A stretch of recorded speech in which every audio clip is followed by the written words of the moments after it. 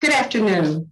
I am Senator Valerie Foushee, Chair of the North Carolina Black Alliance, and serving my fifth term as a member of the North Carolina General Assembly. On behalf of our Executive Board and our member affiliates, we welcome you to the 15th Annual North Carolina Black Summit. This annual gathering of elected officials, community advocates, and supporters has become one of the premier events for North Carolina elected officials. Since the last summit, we have had so many changes in how we interact and meet with each other. We hope that this year's virtual experience will allow you to continue to focus on the fight for equal voting rights, focus on the fight for quality education for all North Carolina children, focus on the fight for equality in healthcare, focus on the fight for racial equality in the criminal justice system. Over the next 24 hours, we will not solve all of the fights facing our future, but we will collectively engage in learning opportunities to identify solutions and strategies that will allow us to better support the communities that we serve. 2020 was a remarkable year for so many reasons. So before we look ahead, let's reflect on our accomplishments from last year in the upcoming video. Following the video, you will be greeted by Stephanie Pegues, Director, Office of Public Engagement for Governor Roy Cooper. Thank you.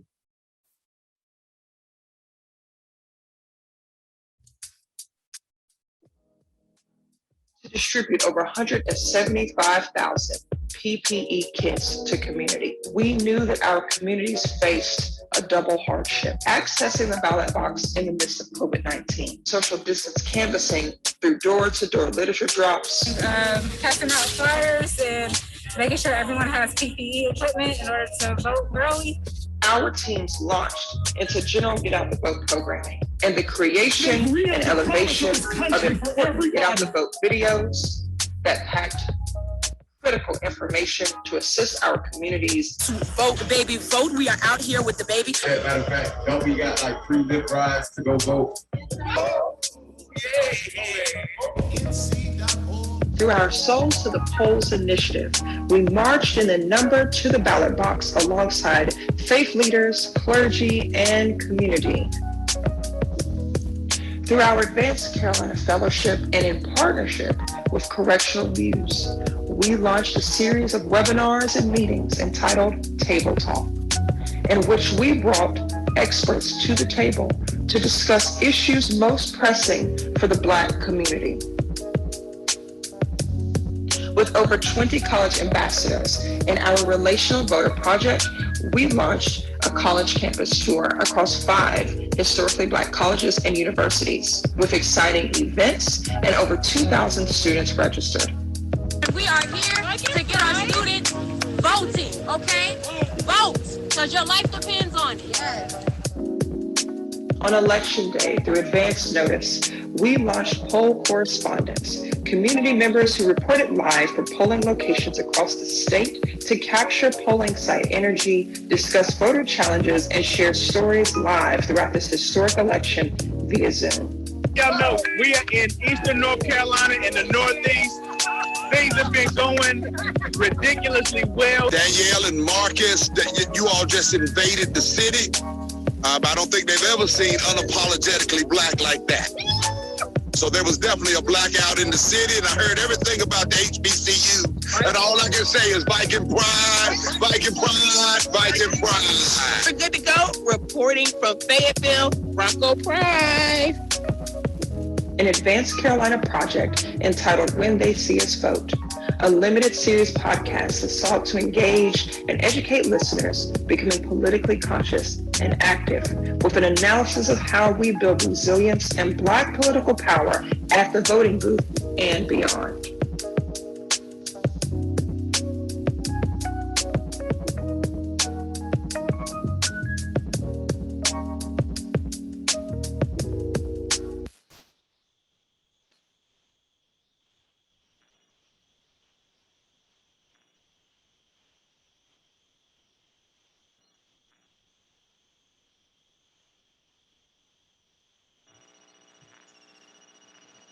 Hello, everyone. I'm Stephanie Pegues, and I have the honor of serving as the Director of Public Engagement for the 75th Governor of North Carolina, Governor Roy Cooper.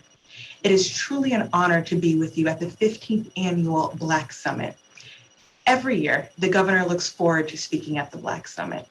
But being as we're virtual this year, Governor Cooper's remarks were recorded prior to the events of the past few days.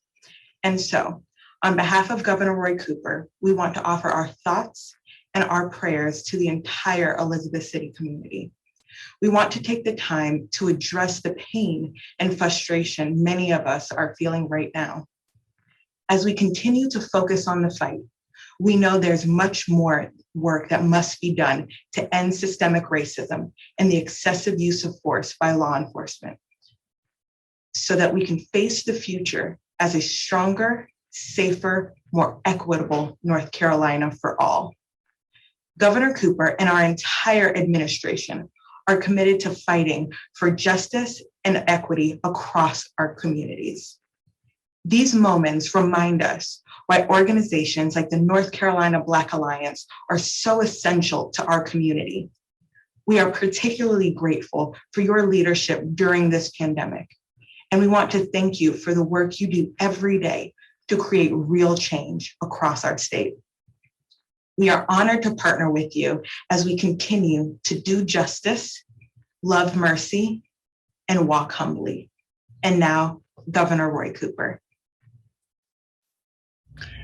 Hi, everybody. Governor Roy Cooper here. Welcome to the 2021 North Carolina Black Summit.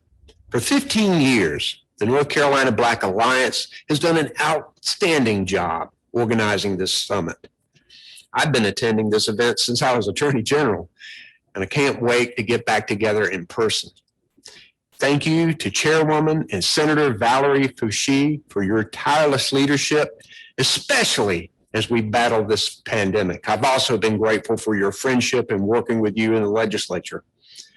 Hope is on the horizon for North Carolina. Every day, more and more people are rolling up their sleeves and getting their vaccines.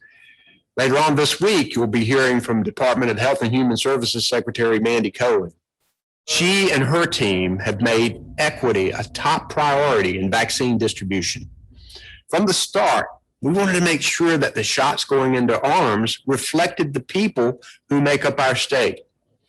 From creating partnerships with churches and community groups to reporting our demographic data on who's gotten the vaccine, equity and speed have been at the forefront of our process.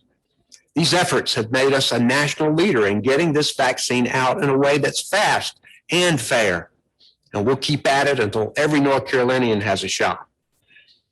As we start to move past this pandemic, my goal is to make us stronger than before. I believe that we can find opportunity in crisis to make North Carolina an even better, more equitable place where everyone has the opportunity to thrive. COVID-19 is shining a bright light on the injustices that have already existed in our communities much longer than this virus. Last summer, I established the Andrea Harris Task Force to address these inequities in our healthcare system, economy, education, and in our communities. Andrea Harris was a great friend to the North Carolina Black Alliance, and she was a great friend of mine. I know she'd be proud of the way people from all different walks of life have come together to tackle and eliminate the barriers that have been hurting our communities of color for too long. You'll be hearing more about the Task Force for Racial Equity and Criminal Justice later this week from its leaders, Justice Anita Earls and Attorney General Josh Stein. This group of leaders has worked tirelessly to address the systemic racism in our criminal justice system and create a set of recommendations that will make our state a safer and more equitable place for everybody.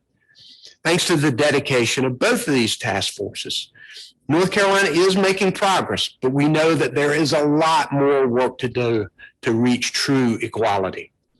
I'm so grateful for the support, advice, and friendship, and I look forward to continuing to create change together. Have a great conference, everybody.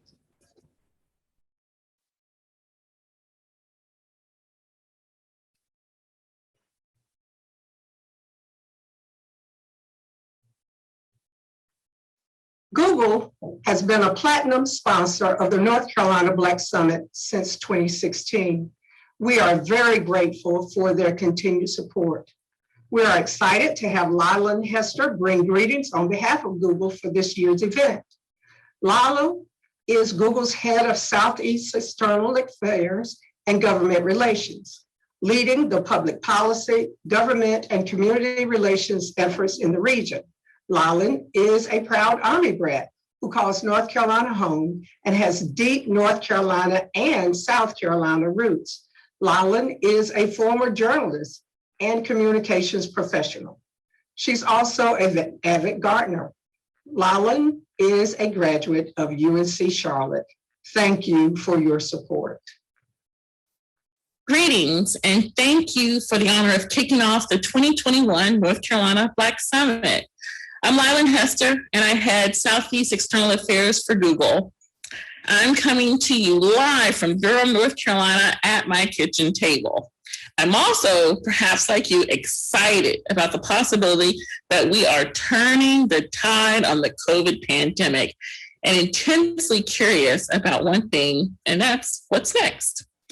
With that in mind, I was intrigued by the theme of this year's summit, focused on the fight facing the future, because the future has rarely in my lifetime seemed so wide open.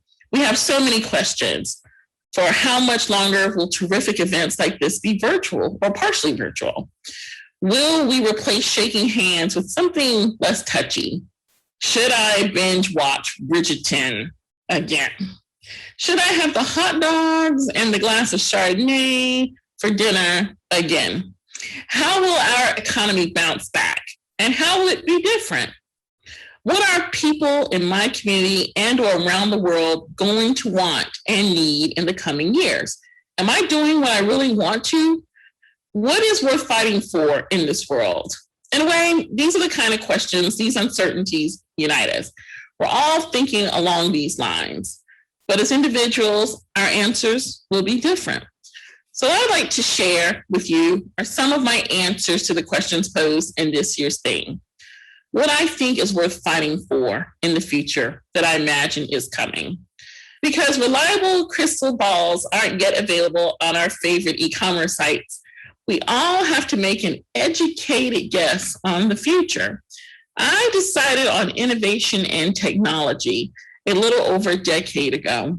Working at a public affairs firm in Raleigh, I dealt with a lot of different kinds of clients, but the one that really captured my imagination was Google. This was back in the early 2000s. So back in the day, I was a former journalist. I was fascinated by Google's ability to put all of the world's information at our fingertips. Equally exciting was the promise of working in the cloud.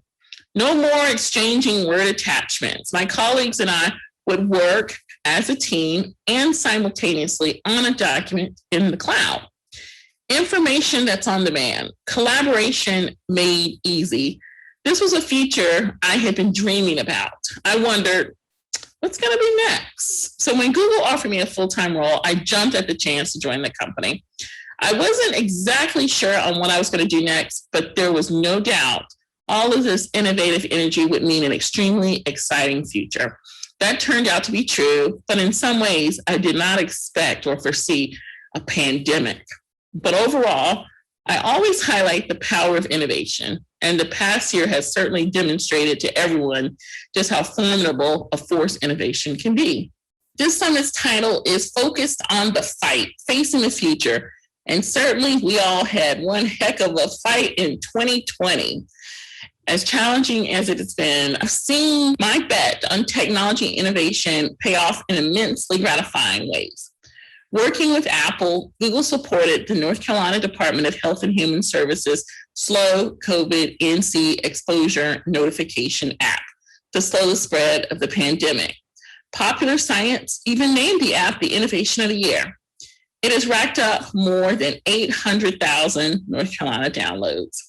DHHS Secretary Dr. Manny Cohen noted in a press conference, as we move around more, the Slow COVID app is a powerful tool to help stop the spread in North Carolina. Google also promoted a nationwide website, google.com/COVID-19, featuring state-based resources, safety and prevention tips, search trends related to COVID, as well as additional resources for individuals, educators, and businesses. The issues facing North Carolina and every state was extremely vexing. But one that came to mind is the access to broadband. Because if you can't merge onto the digital highway, your future may already be out of gas. The pandemic really brought that home when schools pivoted to online learning. At the start of lockdown measures, more than 200,000 students around North Carolina did not have home access to the kind of connectivity required for online learning. On behalf of Google, I have the privilege of chairing the North Carolina Business Committee for Education and leading the group's remote learning working group. I call it a working group because we work, we roll up our sleeves, and we get things done. We looked at Google's rolling study halls program in Caldwell County, where we put Wi-Fi on school buses for students with long bus commutes, and turned it into a rolling hotspots initiative, using those same Wi-Fi enabled school buses to get students and others online. Our pilot counties were Edgecombe, Halifax, Hyde, Robeson, and Swain. Coming up will be Washington, Northampton, Montgomery, Scotland, Richmond, and Bertie. In May, Governor Cooper announced that the Rolling Hotspot program would use Wi-Fi equipped school buses to create a mobile mesh network that would enable kids in digitally divided neighborhoods to get on the internet. Under the North Carolina Student Connect brand, they created park and learn sites where families and students can get internet access in public places, additional remote professional development for educators, and a student-driven help desk that repairs devices and provides expertise to students interested in computer science and engineering. It was not the future anyone could have anticipated, but it was one we were ready for. I bet on innovation, and it did not disappoint. We're all part of this summit because there's something we want to achieve, and there's a goal that we all want to reach. It could be starting a business, or selling a product, or finding a job, or networking with other helpful people, or joining causes that mean a lot to us and finding allies. One of my goals in being here, one I share with the company I represent, is to increase the diversity of the people who will drive Google and other organizations to still more innovative milestones. I want, and it's extremely important, for folks to see themselves in the company and be a part of this digital revolution. As US job growth returns with more people getting vaccinated, we are committed to ensuring that all Americans have the skills they need to benefit from this greater economic opportunity. And with more businesses embracing digital ways of working, it's estimated that 50% of all employees will need reskilling by 2025. So in March, we significantly expanded our Grow with Google professional certifications. These certifications provide opportunities for those who are interested in project management and user experience design, on top of a lot of other opportunities. We're also announcing a new associate Android developer certification, which prepares learners for entry-level jobs in Android development. You do not have to have a college degree to work at Google. With 1.3 million jobs open in these fields right now in the US, the opportunity is significant. And to help job seekers pay for these certificates, we're offering 100,000 need-based scholarships. Finally, I hope you all have heard the good news that Google is launching an engineering site right here in Durham, North Carolina. The office will serve as a hub for Google Cloud's engineering team. It will eventually support more than 1,000 jobs and grow into one of Google's top 5 engineering hubs in the United States, joining the Bay Area, New York, Seattle, and Kirkland, Washington. Since our announcement in March, I have had the pleasure of speaking with many community groups, local officials, and all manners of educational institutions, especially our region's wonderful HBCUs. The discussions will eventually lead to programs that help ensure the talent pipeline to the engineering hub is truly representative of our community and our country. As we all know, none of what I've just discussed, from widespread broadband access to a broader pipeline of career opportunities, none of it is an easy road. Many people started fighting long ago to secure a future in which we move a little closer to equity and real diversity. I chose to invest my time in a company that valued innovation, and I'll continue to fight the fight to welcome more folks who look like us.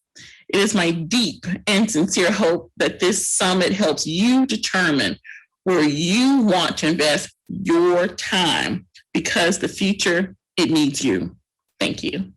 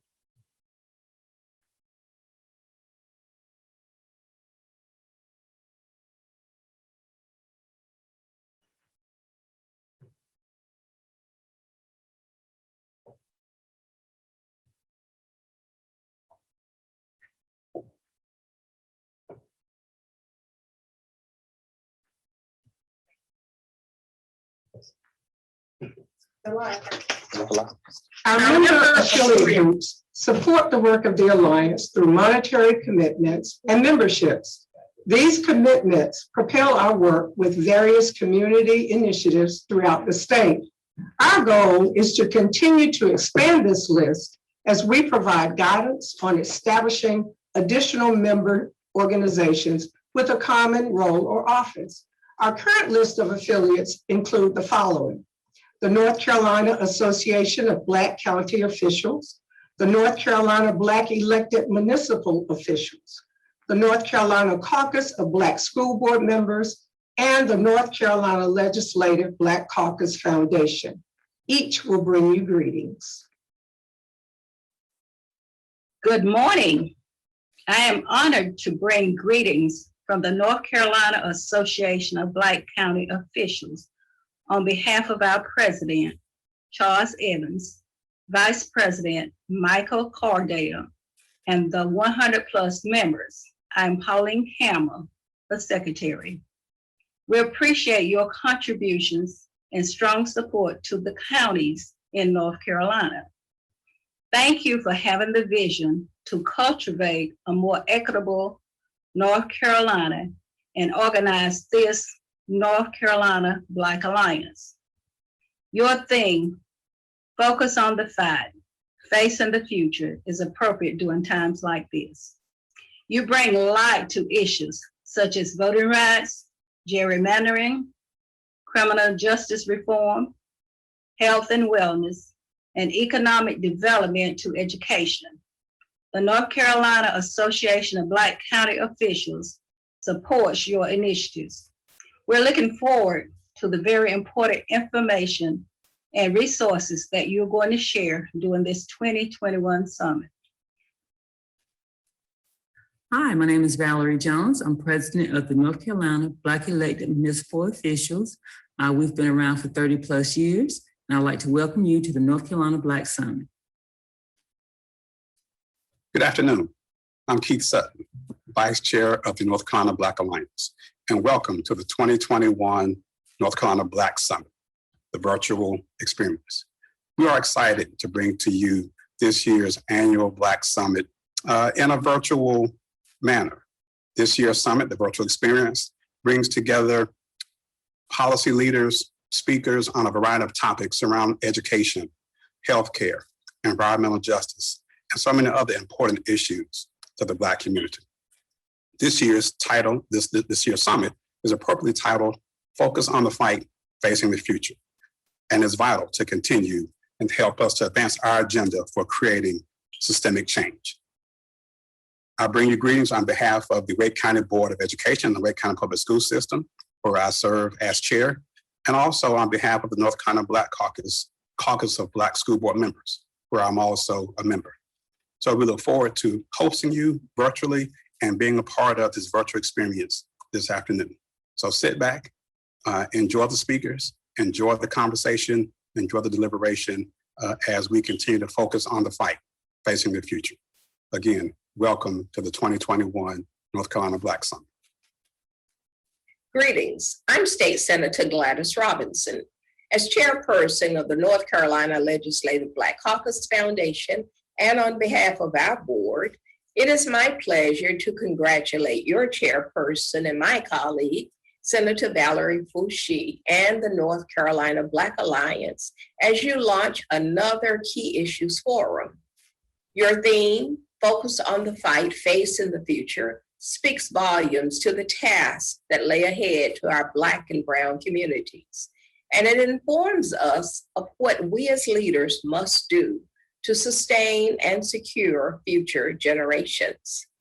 I invite you to join us, the North Carolina Legislative Black Caucus Foundation, at our annual fundraiser on June 17th, which will be virtual, where the foundation will address key issues facing HBCUs and help to raise scholarship dollars, providing over $10,000 annually to each of our 10 North Carolina HBCUs.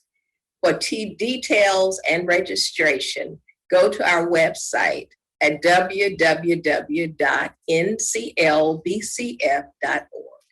We look forward to an awesome and inspiring forum.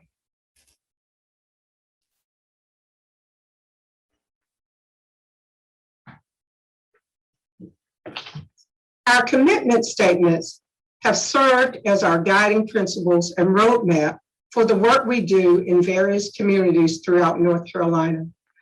They relate to political effectiveness and personal responsibility, crime and justice, education and economic empowerment, and access to healthcare and environmental justice.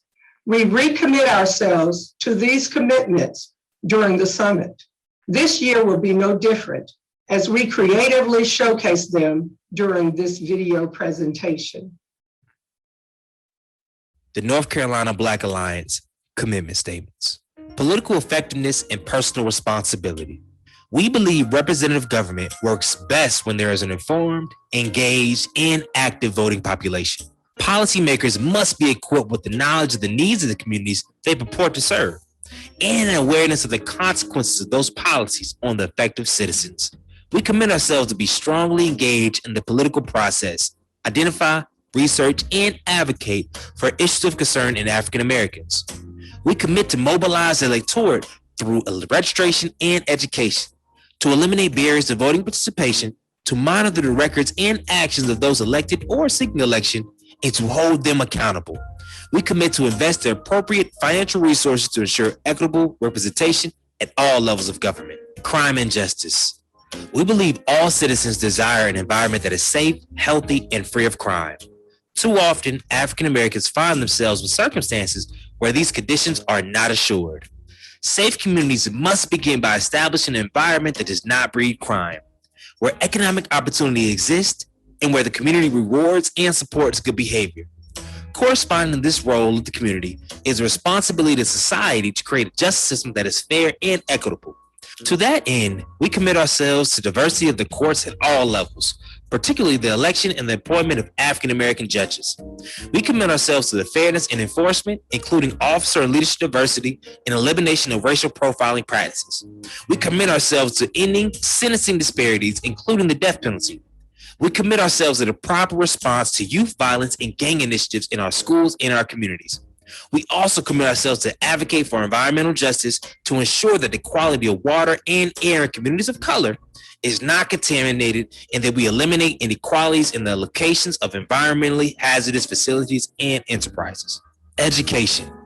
We believe the promise of America can only be fully realized when all citizens are assured an opportunity to receive a quality education. We believe access to that opportunity begins at birth and includes other opportunities to appropriate daycare, quality elementary and post-secondary education, and to technical colleges, schools, and universities. We commit ourselves to providing an appropriate climate for learning through investment in quality facilities that are safe in the education and recruitment of diverse educators and administrators, to rid the classroom of bias, to encourage the full development of the individual, and to eliminate disparities in funding based upon student achievement, the wealth of surrounding communities, or family financial stability. We commit ourselves to the elimination of achievement gaps in all aspects of education. Economic empowerment. We believe the labor, intellect, and skills of African American citizens have been essential to this society, contributing to American status as the world's strongest economy. Our efforts have not been rewarded by an appropriate share of the country's wealth. We therefore commit ourselves in practice and in policy to expanding the wealth of African American citizens by supporting a living wage for all workers, by continuing support of affirmative action, by advocating for fair and equitable pay in all jobs. We commit to encourage savings and investments by our community, support entrepreneurship, and ensure openness and participation in contracting processes to fight discriminatory and exploitative practices in lending, to promote awareness of business and wealth building practices in communities of color, to encourage ownership of residences and businesses, and to foster ideas for community improvement and wealth retention. And lastly, access to healthcare and environmental justice. We believe every American should have access to healthcare in the time of injury or illness. We believe it is a travesty that millions of Americans are without coverage and proper medical care because of lack of personal resources. We commit ourselves to the adoption of universal access to healthcare for all Americans and for the improving the quality of care and availability of healthcare professionals in low-wealth communities, especially those communities of color. We also commit ourselves to support funding for research for those illnesses that disproportionately affect African Americans and to engage and support appropriate funding for educational programs relating to healthy lifestyles, including diet, exercise, and the abuse of addictive substances.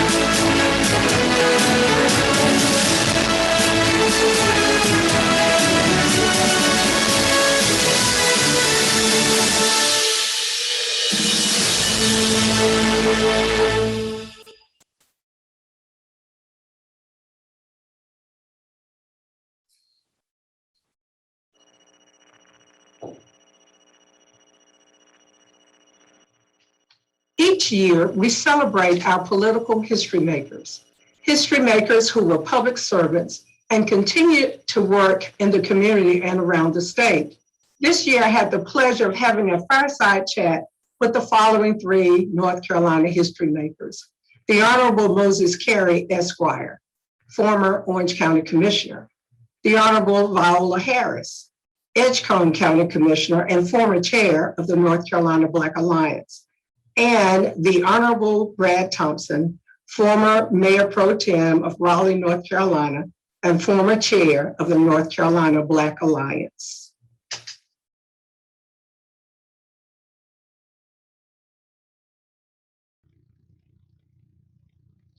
Good afternoon, everyone, and welcome to our History Makers Plenary.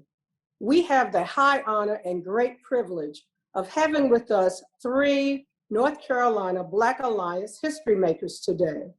They are indeed founders of what was known as the North Carolina Alliance of Black Elected Officials, now the North Carolina Black Alliance.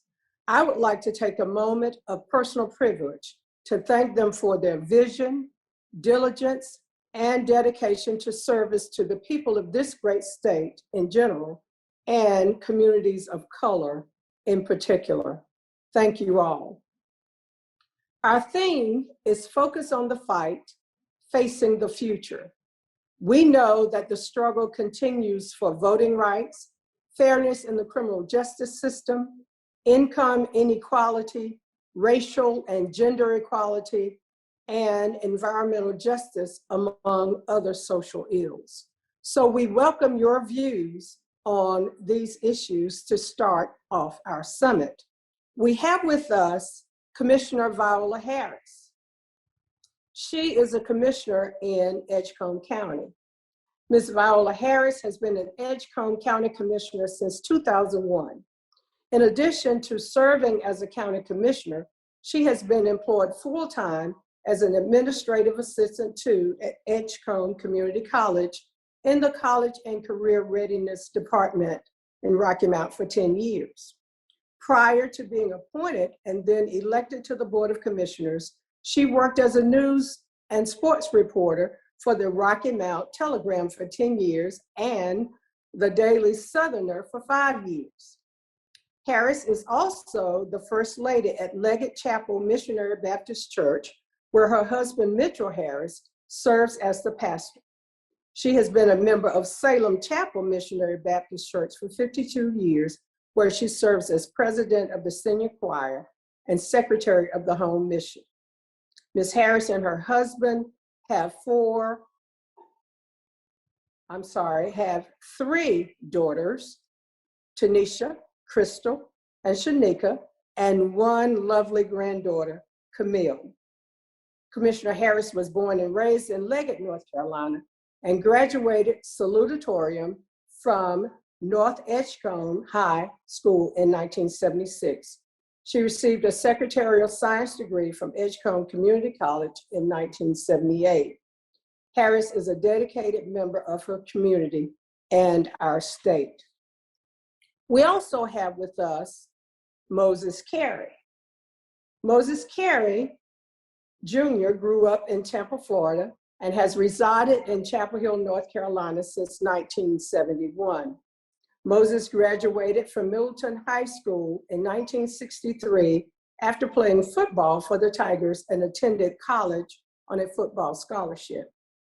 Moses earned his BS degree in health and physical education at Fort Valley State College, now University, in Georgia in 1967, and a master's degree in public health administration at the University of North Carolina School of Public Health in 1972. He earned a law degree at North Carolina Central University of Law in 1980 and became a member of the North Carolina Bar in 1981. He served as an administrator and clinical assistant professor in the UNC School of Public Health, where he taught health law in the Department of Health Policy and Administration from 1981 to 1994. He served as executive director of Piedmont Health Services, Inc. for 18 years until he retired in December of 2004. Moses was appointed in January 2009 by Governor Bev Perdue to chair the North Carolina Employment Security Commission. In March of 2010, he was appointed by Governor Perdue as Secretary of the State Department of Administration, which serves as the business manager for the state. He served as secretary until Governor Perdue left office in January 2013. Moses was elected to the Orange County Board of County Commissioners in 1984 and completed his sixth and final term after 24 years in December of 2008. In 1993, he was elected to serve as president of the North Carolina Association of County Commissioners. At that time, he became the first African-American to serve as president of the association. Moses is a member of First Baptist Church and is married to Peggy Ann Richmond and has 3 children and 4 grandchildren. And finally, Brad Thompson.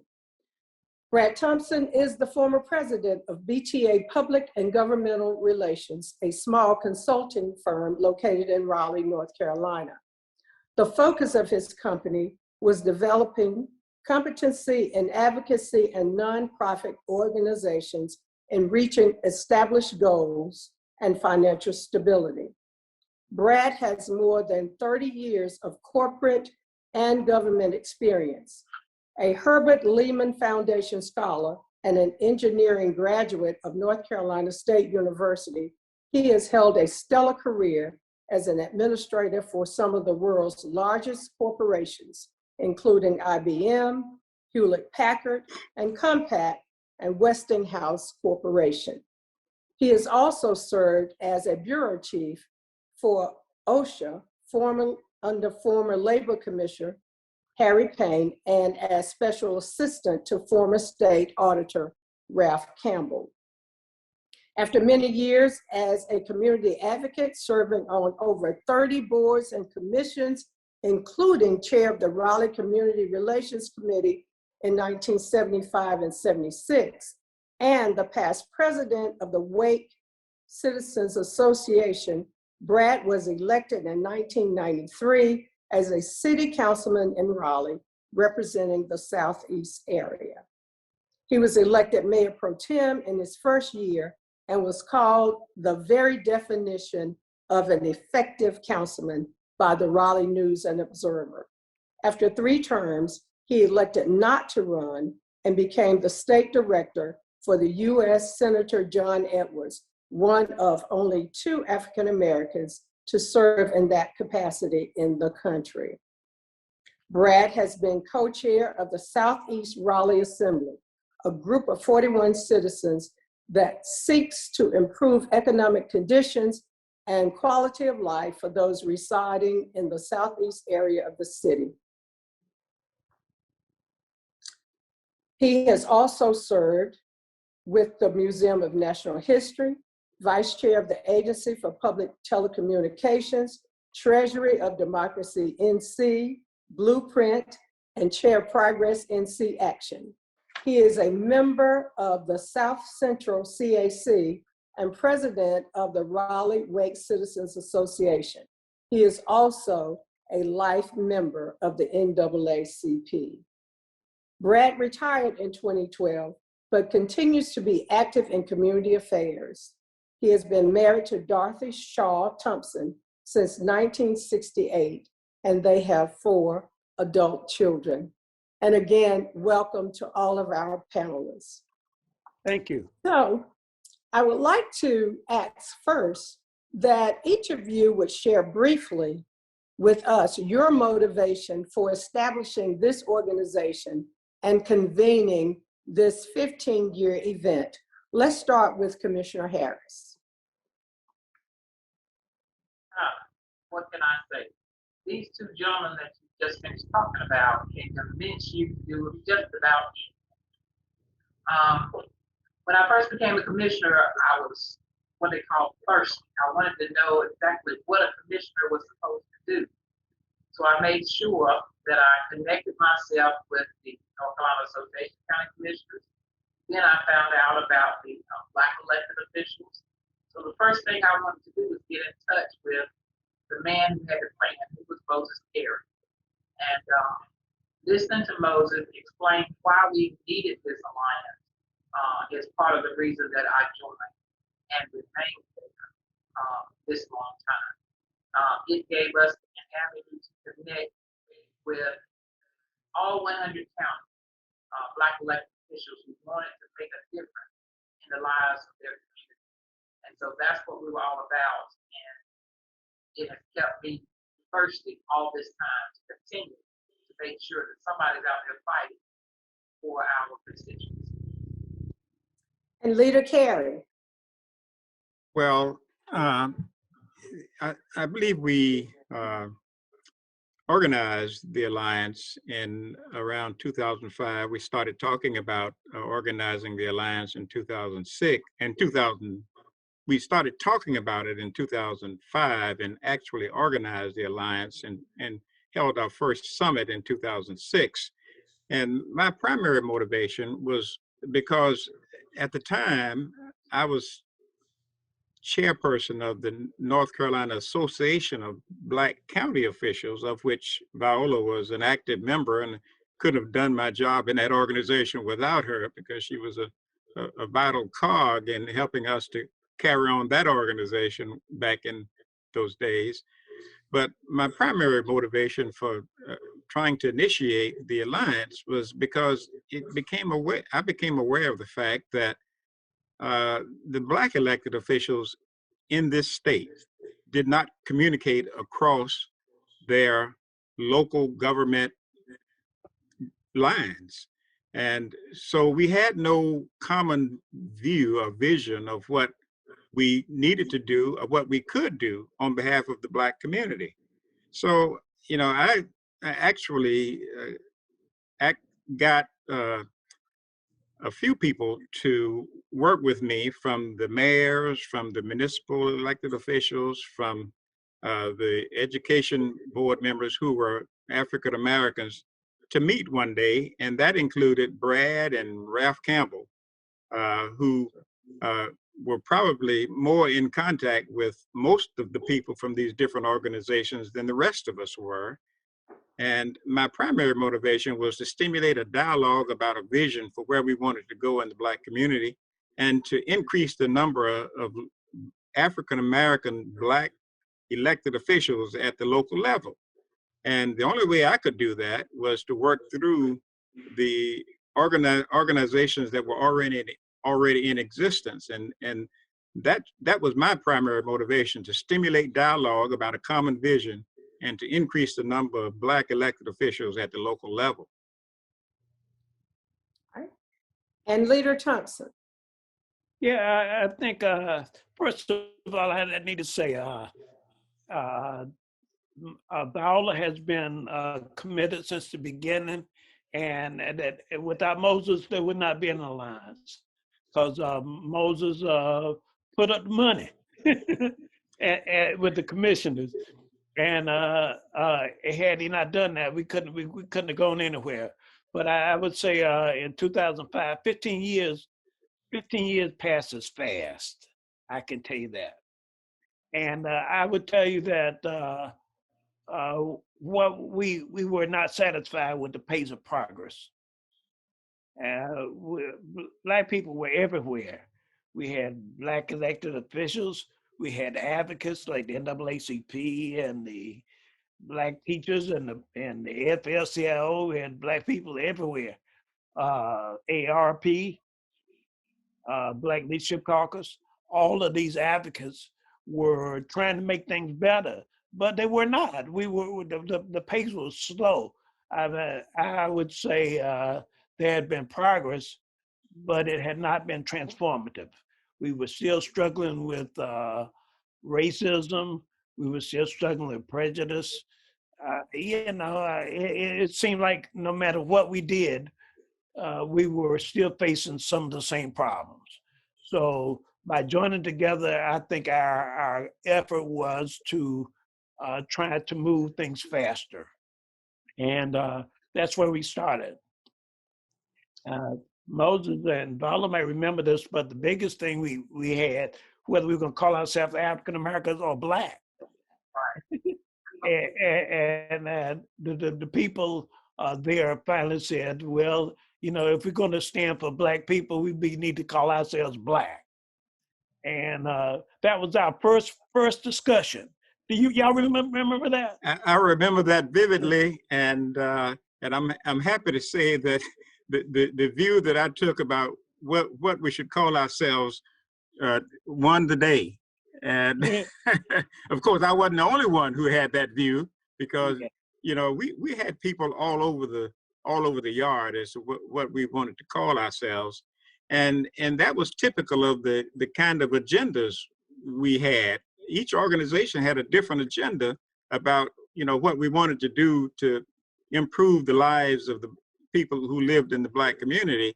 And you know, so we thought that we would accomplish more and do it faster if we had a common view. That doesn't mean that we were all going to be lockstep in the direction that we go, but we at least needed to know what was on each other's agenda to try to develop some continuity in where we were headed.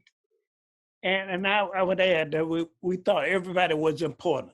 whether you were the elected official, whether you were a congressman or you picked up paper in the yard in your neighborhood, you were important. You made a contribution. And so we never thought that we were just more important than anybody else. Everybody that made a contribution was important to making things better. So that helps us to move into my first question, because certainly voting rights were a struggle then and they continue to be so. So how do you feel about Black elected officials? How should they respond to the accelerating attempts by state legislatures to deny and suppress the right to vote? Let's start with Leader Thompson on this one. Well, I think, you know, I got on this hat, Black Lives Matter. But I would say that it's important that we continue to fight. Your agenda this year, your theme is fight, and it's not over. You know, when I was 12 years old, I first got involved in the stuff. I thought, you know, it would be over. You know, but it looks like I'm going to leave this earth, and it's going to still be work to be done. So I would say the voting is very important, and I think Black elected officials who are charged with representing people need to do everything they can to make sure that people have a right to vote. And Leader Carey. Well, I think the most important thing we can do is make sure that people in the Black community have the information they need to know what people are trying to do to prevent them from voting. And I think that just the knowledge alone about what people are doing to try to deny African Americans the right to vote is enough to motivate African Americans to get out and vote. And I think it has done that in some ways, and it will continue to do that, because this effort to withdraw or deny, reduce the access to the ballot has been going on for years. It was going on when we formed the alliance, and so we wanted to get the word out to people in the communities who were affected so that they would know what was happening to them and can increase their efforts along with other people in the community, because you know, the information about what's happening comes best and means more when it comes from people in the community where people live, and because they'll listen to people who are like them more than they will from people who are outside the community. So, you know, that's the most important thing that we can continue to do, because this effort to deny us the right to vote and access to the polls will continue. And it has accelerated since the Obama administration was elected. And it will continue to accelerate as this country continues to change its character in the complexion of the people who make up the majority of the population. In other words, as this nation gets more brown and Black, the efforts to decrease and deny access to the polls will accelerate. Commissioner Harris, your thoughts? You know, it's really interesting. I was just looking through, I was a secretary under Moses. So of course I still have all of my reports. I still have a letter that he sent on October 26, 2007, expressing how important it was for us to gain the victory of same-day voter registration. So we've been fighting this fight for a long time to get them to understand how important voting is.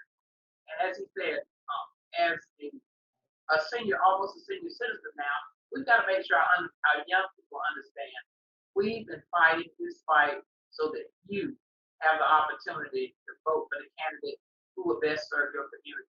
So I've really been upset that it looks like we're marching backwards as much as we gain forward. It looks like there's still some who want to keep us at the back door. We've got to continue to fight that because voting is our privilege and we fought for it.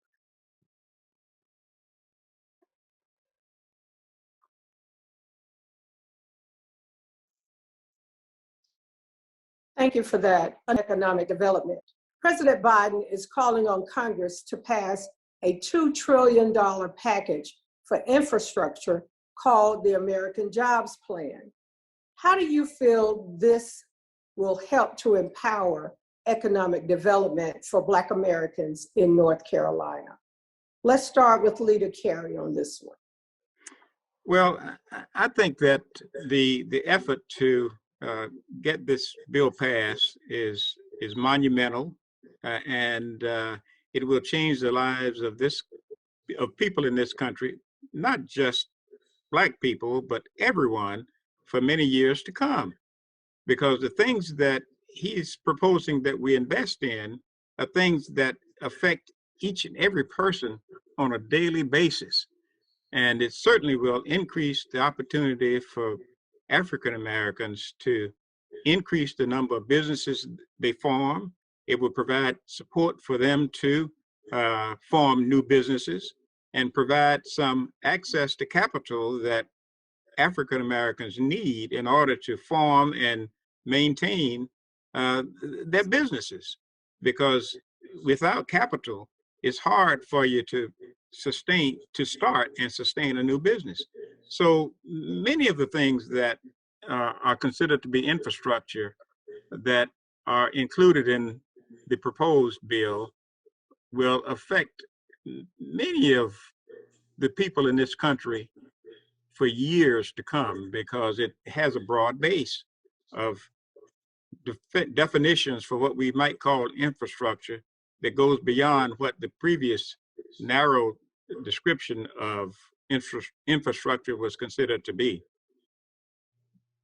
Commissioner Harris. As Moses was talking about, it will give some of our small businesses opportunities to get on contracts.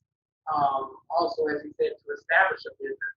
We have so many of our Black contractors who just need a leg up to really establish themselves, to be ready to take on big projects. And we have so many bridges and roads that need repair. And those will be employees in every county across the nation and get those jobs. And also water and sewer in a lot of counties who haven't established a water sewer project. We've done so in Edgecombe County. Everybody has access to water. But it will be dollars in the pocket of Black people who have just been waiting for an opportunity to use their skills and to help build these communities. So I'm excited and hopeful that this package will pass. And Leader Thompson. Yeah, I think, and I agree with what's been said. I think one of the remnants of slavery is that we don't have much money. So that means that a lot of times we have to spend a lot of our resources to do the things that matter to families everywhere.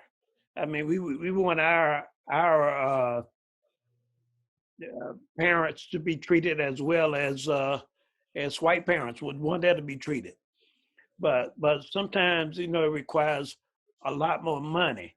So I think that this package reflects that poor people want the same thing for their families as other people. So therefore, the resources are made available in a wide variety of infrastructure things to try to level the playing field so that we do not have to suffer because we don't have as much resources.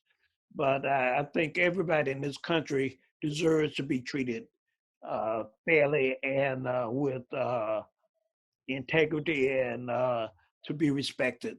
So I think this program helps a lot in those areas. Thank you for those. Another vestige of slavery, Brad, is the fact that this country has denied or refused to make investments in the maintenance of facilities, structures, especially in the Black community, but even in the broader community, we have abandoned investing in the maintenance to make sure that facilities and structures are safe for people to use. And that's safe for everyone to use, regardless of their race or economic status. But we have particularly divested and not invested in maintenance of structures in the Black community. So we've got some making up to do when it comes to investing in the infrastructure in the Black community. And that's a direct result of the importance or lack of importance we've attached over the years to things that happen in the Black community. You know, I grew up in South Lumberton, and you know, when they had a flood there, and you say, "Oh Lord," you know, there's a problem with the flood. But when you trace it back, many of the communities of color are in low-lying areas. They're near the river. They don't have infrastructure there. It's a vestige, and you don't realize it. You know, you just grow up with these things. You know, when people bought, when they could buy land, and the land that was available to them was the lowland. And so many of those communities grew up, and some of them have thrived there. Princeville, down there where Valor stays, you know, it was the land that was available to people then.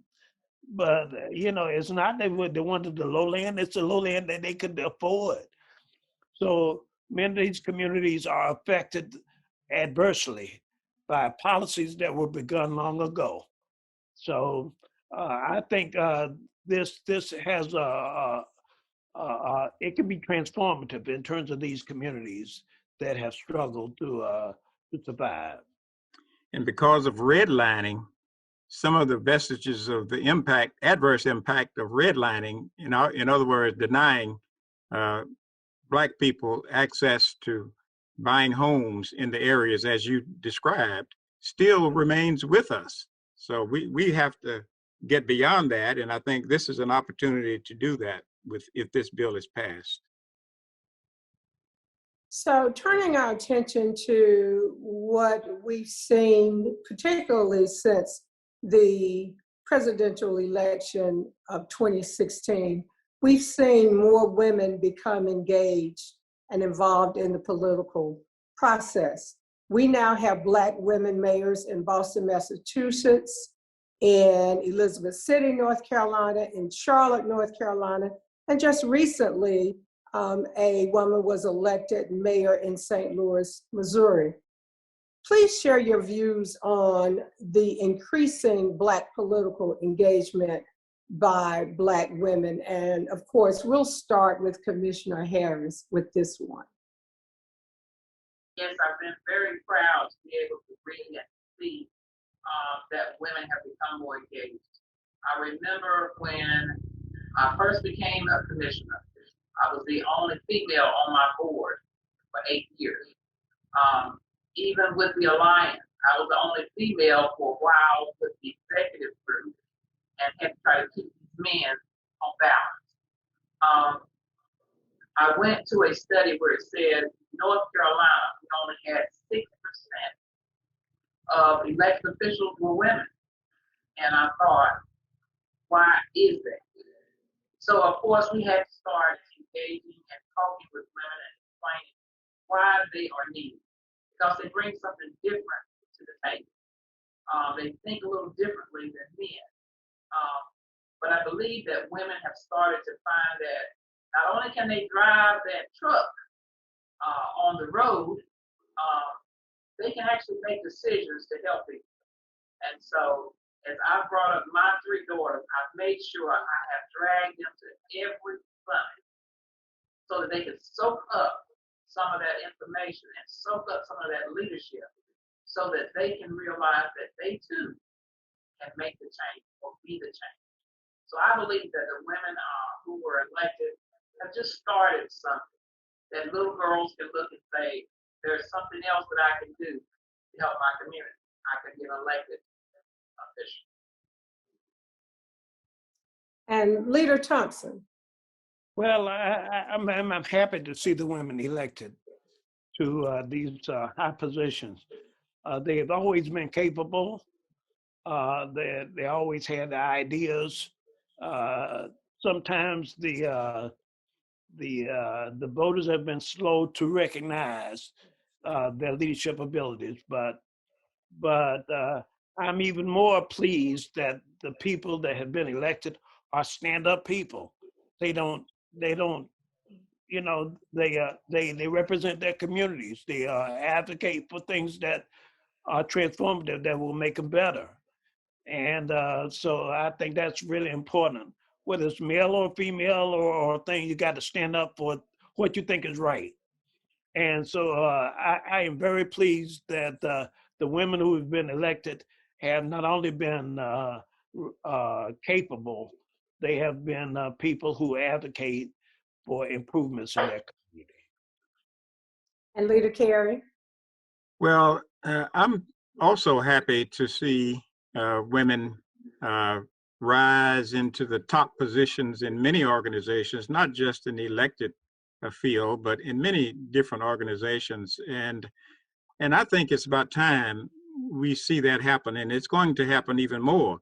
But when you think about it, it all boils down to work, and who's willing to work to see their goals become achieved. And you know, women have, at least in my experience, have always been some of the hardest workers in any organization that I've been a part of. You know, as I mentioned, Viola was, you know, kind of, you know, had her shoulder to the wheel in the North Carolina Association of County Commissioners before there was an alliance. And I couldn't have done what I did in the association or the alliance without Viola and people like Viola, because women have always been hard workers to try to achieve the goals on behalf of the Black community. So, you know, I'm happy to see them finally getting the recognition and getting the opportunity to serve in the leadership roles of the organizations in which they've been working in for so many years. Well, our final question is about our future and the leadership of that future. In 2021, Black millennials and those in Generation Z are still crying about Black lives and wanting us all to know that Black lives matter. What is your perspective about the Black Lives Matter movement? And we're going to start with Leader Thompson because he has on his Black Lives Matter cap. Leader Thompson. Well, you know, I support it because I believe the fight continues. You know, we got to fight for voting rights. We got to keep up that fight. We got to fight against the perception that white is more, you know, they're smarter. You know, that their water's colder. And we have to fight for all these things. The fight continues, and I think the young people, the Black Lives Matter movement is a commitment to keep up. We will not rest until this is done. And so therefore we have to continue. It's not only Black people, it's white people. If America is going to stand up to its promise, we have to make it an inclusive America. And that means that Black interests need to be advanced. We can't be at the bottom. We got to be there with everybody else. And Black Lives Matter, I'm supportive because I think it keeps up the fight. Commissioner Harris. Black Lives Matter because I am Black. My children are Black. My brothers and sisters are Black. And they all matter. Even those that I don't even know their names don't matter. I remember when my mother fought for us to have a new high school down in Blake. The Caucasians wanted to build a new high school, but they didn't want us to attend. And so I remember my mother coming in there and talking when they had the community come together and express to them that it's just as important for her child, who was me, to have a good education as it was for the people down the street who she had taken care of all of their lives. So that's when I first understood that Black Lives Matter. And it still matters today. And finally, Leader Carey. Thank you, Senator Foushee. Certainly Black Lives Matter, and I'm very proud of the young people, all of the people who took to the streets to emphasize the fact that Black lives do matter. And I've heard many of them say that this Black Lives Matter item is a movement, it's not a moment. And I think that's certainly appropriate because we need to maintain the movement to keep the focus and emphasis on the fact that we're not going to accept this white privilege that many of the people in this country espouse. You know, I've been reading a book called Caste, and that book, I can't remember the author right now, but it chronicles how Isabella Wilkerson. That's right, Isabella Wilkerson. I read the book too. Yeah, it's good. It's a good book. It's a good book, but it was hard for me to read because I'd read a little bit and I'd stop because I was so angry because, you know, this white privilege and this assumption that many white folk have that, you know, there's a place for them and there's a place for us, and the place for them is not the place for us. And I think that, you know, that started many years, even before this was a country. And it continues even today. So the folk who were hitting the streets to emphasize the fact that Black Lives Matter will need to continue. And it shouldn't stop just because, you know, there have been no marches in the streets lately. So, you know, it needs to continue to maintain the emphasis that Black lives do matter.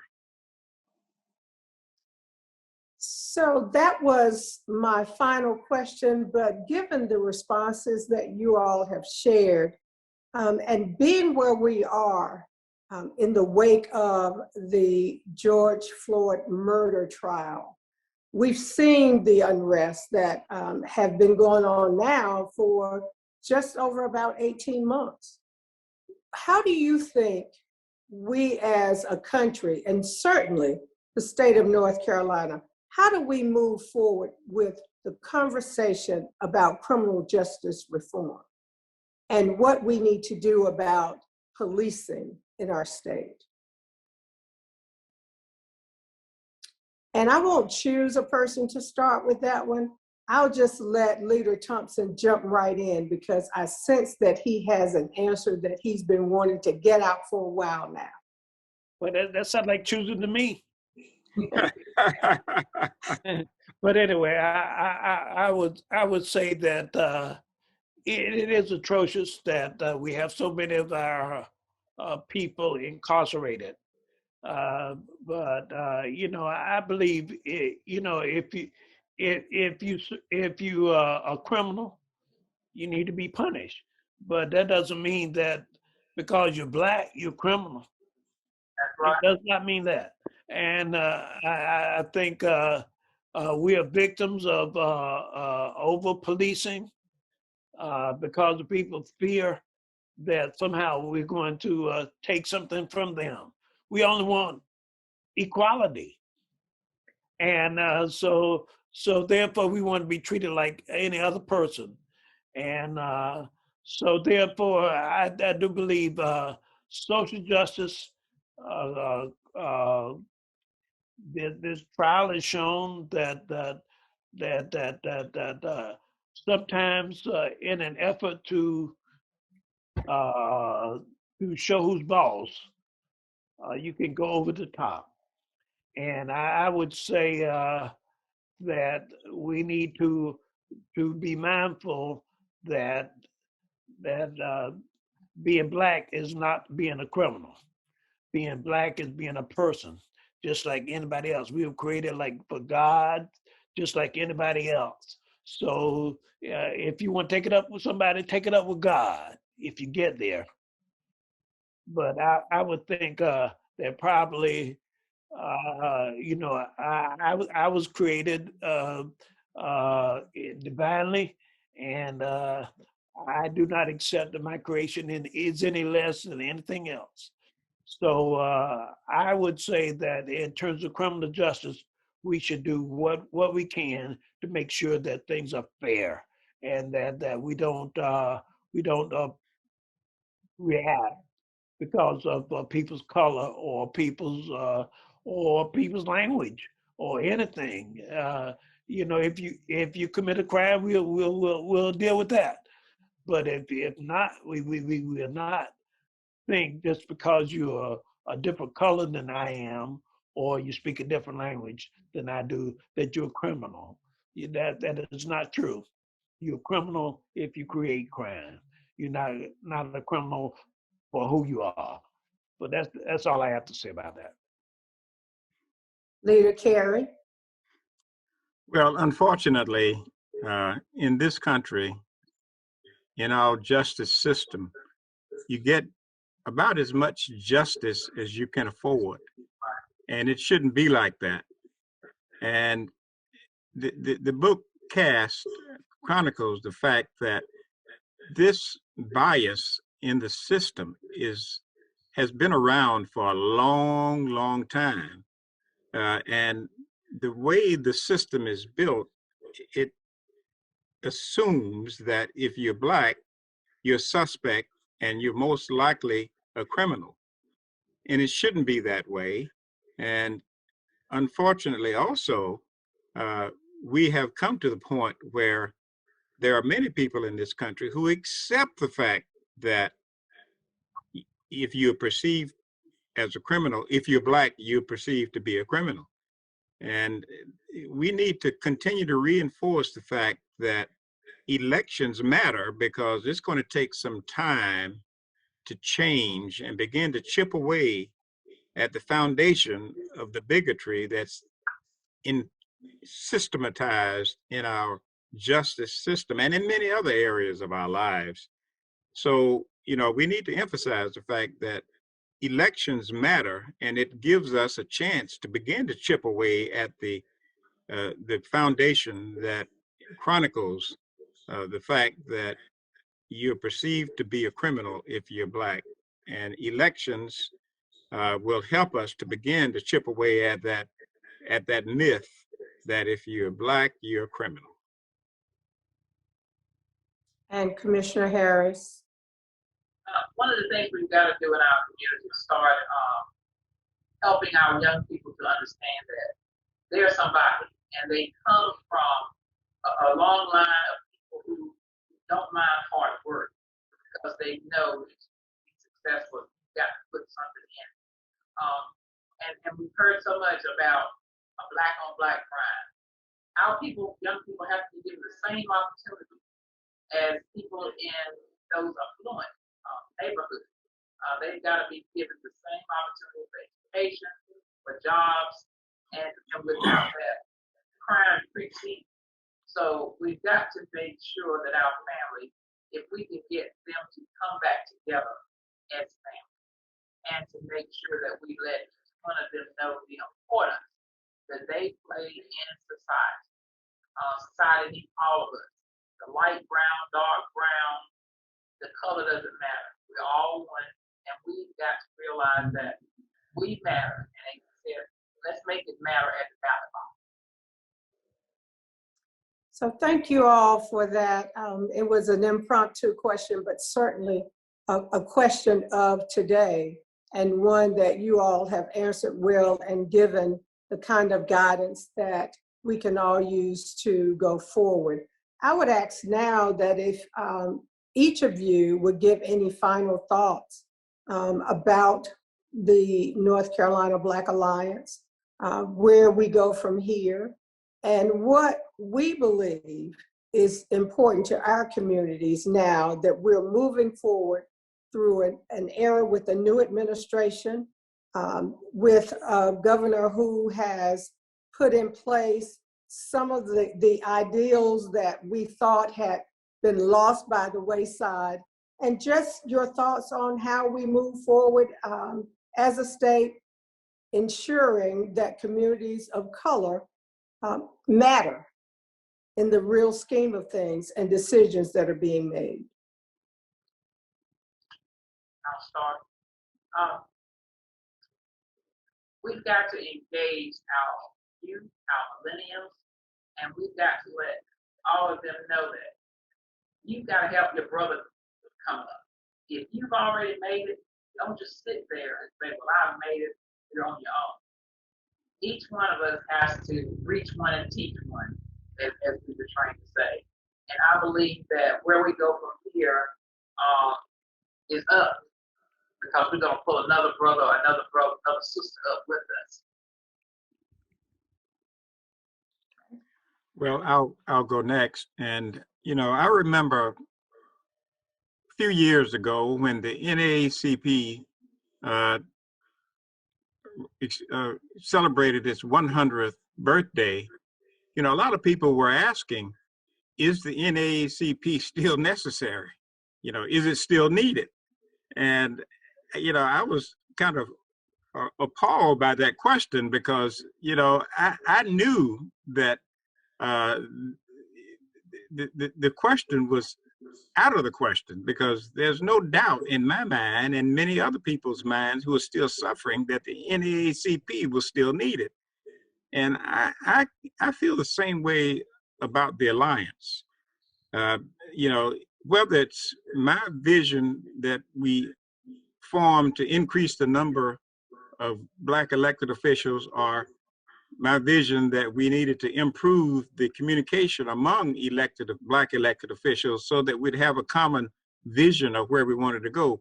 Whether those goals are still relevant, we still need the Alliance to work on those issues. And there are many other issues that the Alliance have begun to work on since in the last 15 years. And I think that, the need for the work that the Alliance is doing will not only continue, it will accelerate as these continuous attacks on voting rights and access to the polls accelerate in the coming years. And they will accelerate because the fear of the browning of this country has increased in the last few years.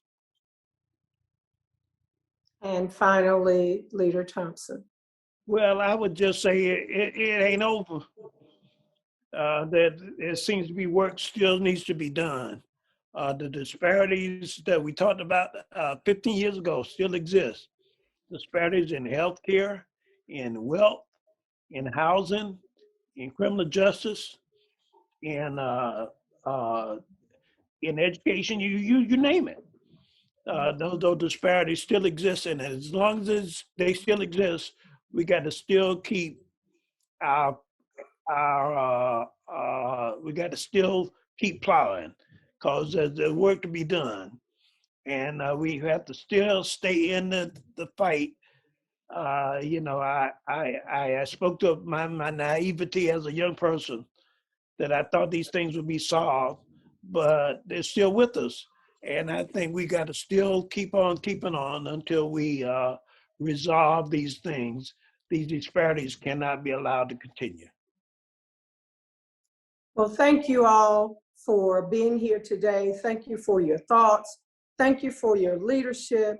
Thank you for sharing with us your vision that has manifested into what we see as a North Carolina Black Alliance, manifested in what we see as a convening of not just Black elected officials, but interested parties in ensuring that communities of color are successful. We thank you for this kind of work, understanding that we have to continue our focus on the fight as we face our future. And thank you for everyone who joined us today. Thank you for your leadership. Thank you for your leadership and for chairing this session today. Good to see all of you. So we want to thank our history makers for sharing with us this afternoon. And we truly hope that you have been enjoying the 15th North Carolina Black Summit so far. So now we're going to take a 15-minute break. So we ask you go ahead and take a stretch or bio break, grab a snack, come on back in 15 minutes.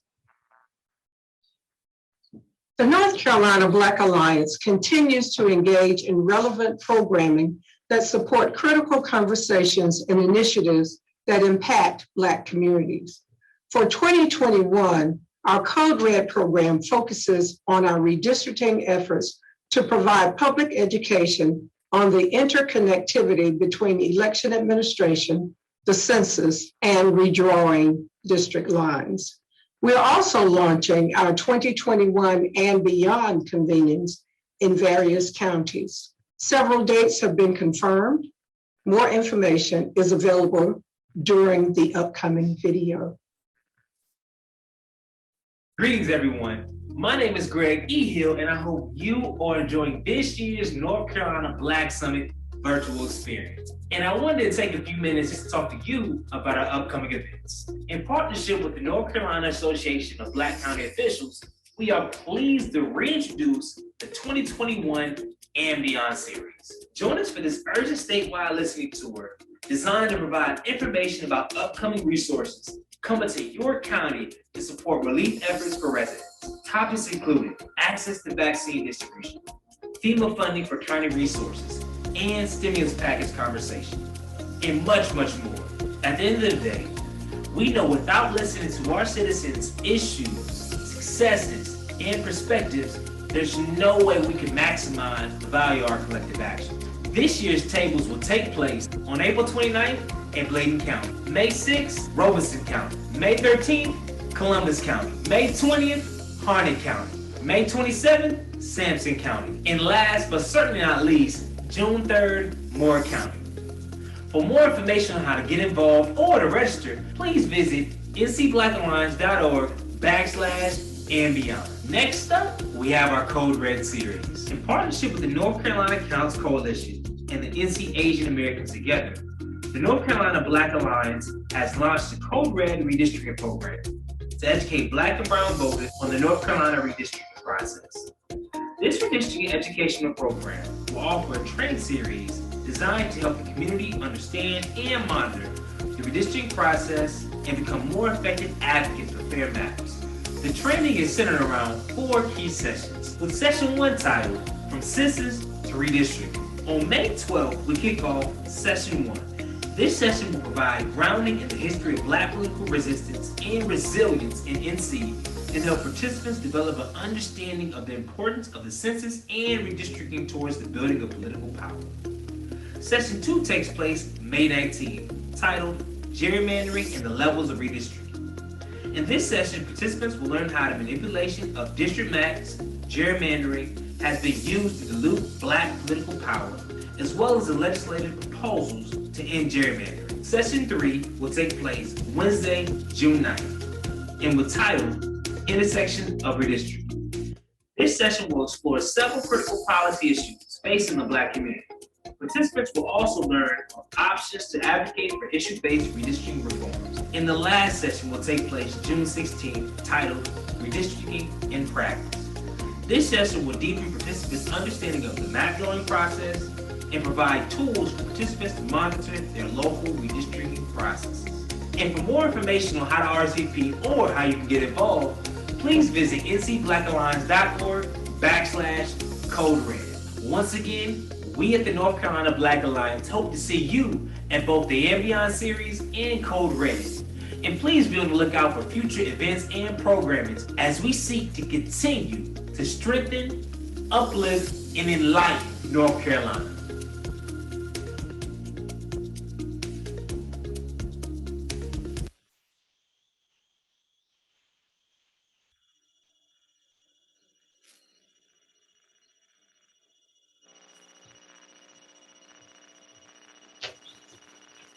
Last year, so much changed in a short period of time. The world around us, our neighborhoods, gathering spaces, the places we work and call home. Life in the midst of COVID-19 sparked fear, frustration, and anxiety all around. We were overwhelmed by the unquestionable strength and character of our communities.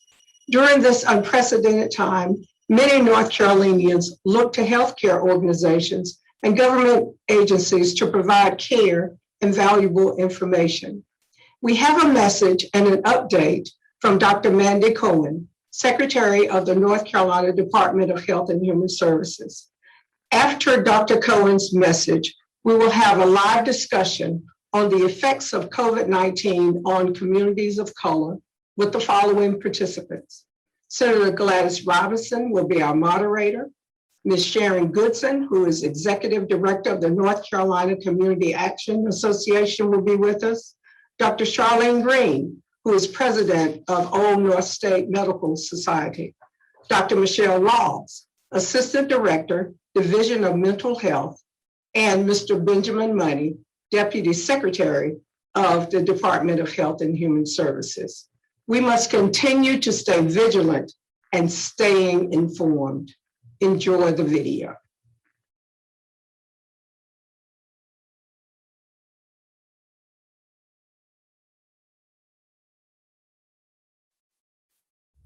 Hi, everyone. I'm Mandy Cohen, Secretary of the North Carolina Department of Health and Human Services. And first, I want to thank the North Carolina Black Alliance for all your hard work to bring this event to life in a virtual space, and for inviting me to be part of this year's North Carolina Black Summit. I want to begin by updating you on our current COVID-19 trends in North Carolina as they relate to our African American communities specifically. As you recall, during the first months of the pandemic, rates of reported COVID cases in the Black and African American population were higher than rates in the white population. In response, my department, the Department of Health and Human Services, undertook a focused effort to address this disparity by engaging partners and leaders in the African American communities and by directing prevention and testing resources to historically marginalized populations. By September of last year, the disparity in rates of reported COVID cases was no longer seen, although we did have mortality remain a disparity in the Black population compared to the white population. In January of this year, when cases were at their highest, rates of reported cases were lower in the African American population than in the white or American Indian populations. However, I want to mention over the past month, we have seen a significant increase in the reported cases in the African American population, while cases in the white population have remained stable, leading to the largest disparity in cases that we've seen at any point in this pandemic.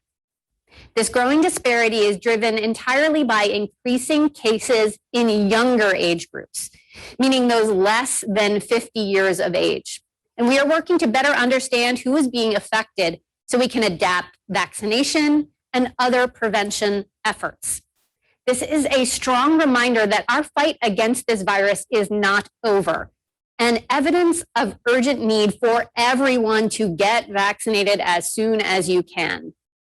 Vaccines are our way out of this pandemic. As you know, everyone 16 years of age and older is now eligible to get their COVID-19 vaccine. And we're making sure a vaccine is available close to your home, often with same-day appointments and walk-ins.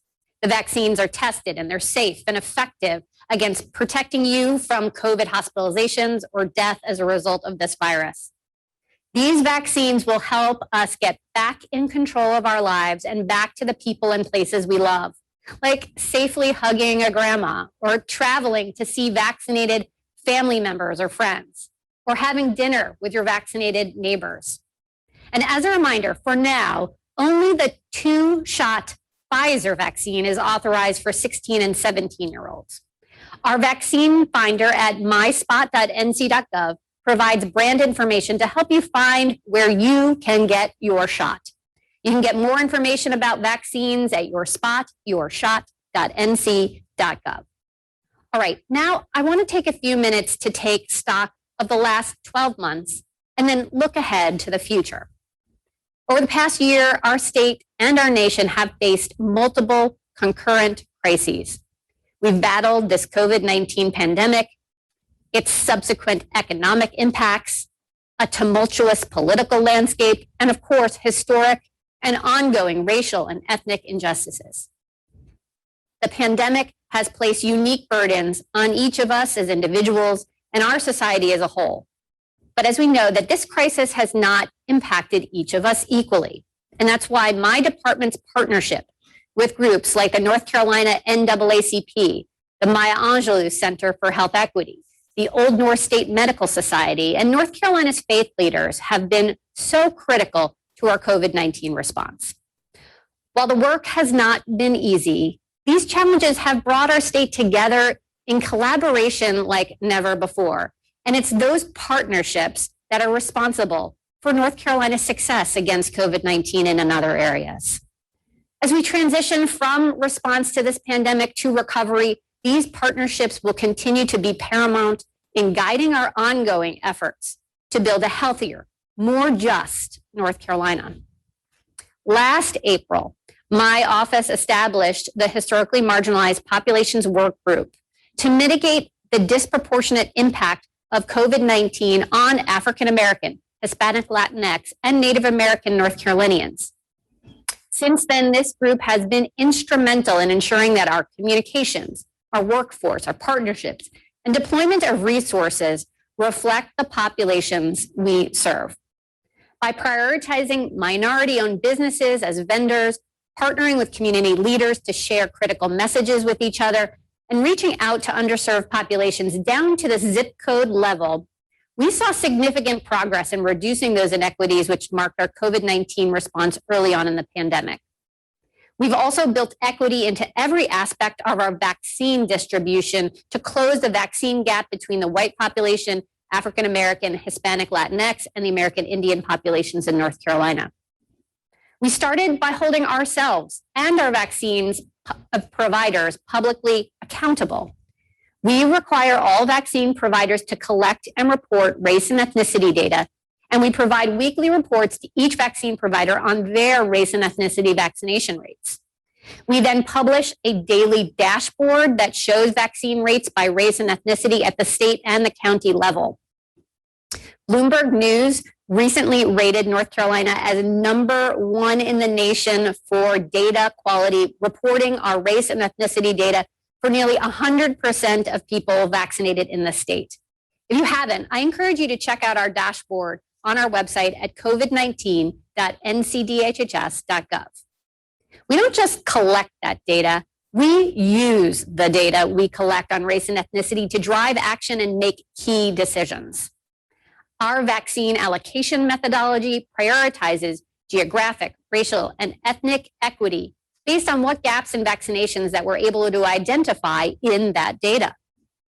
As we move forward, we will bring on even more providers and become even more mobile with these vaccines so that we can reach further into every community.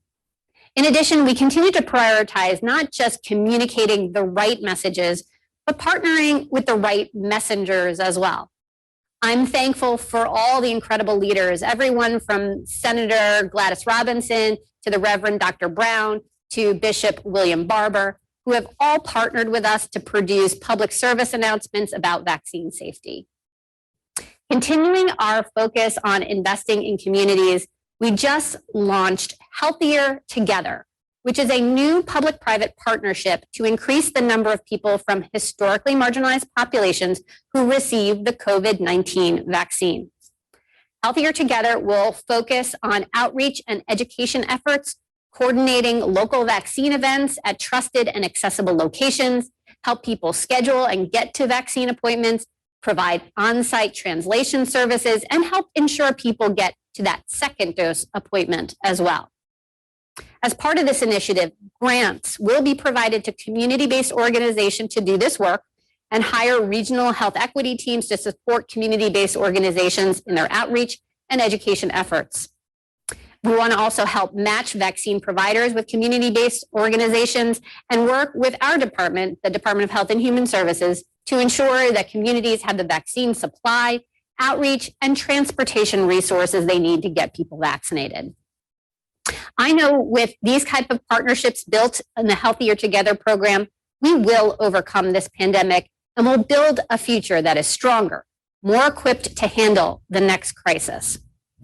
Thank you all again for allowing me to spend a few moments with you today, talking about our trends, talking about our future, and I look forward to continuing our work together. Now remember, we're not out of this yet. Keep practicing those 3 W's, wearing a mask, waiting 6 feet apart, and washing your hand as we work really quickly to get everyone vaccinated. Thanks for all your hard work, and stay well, everyone.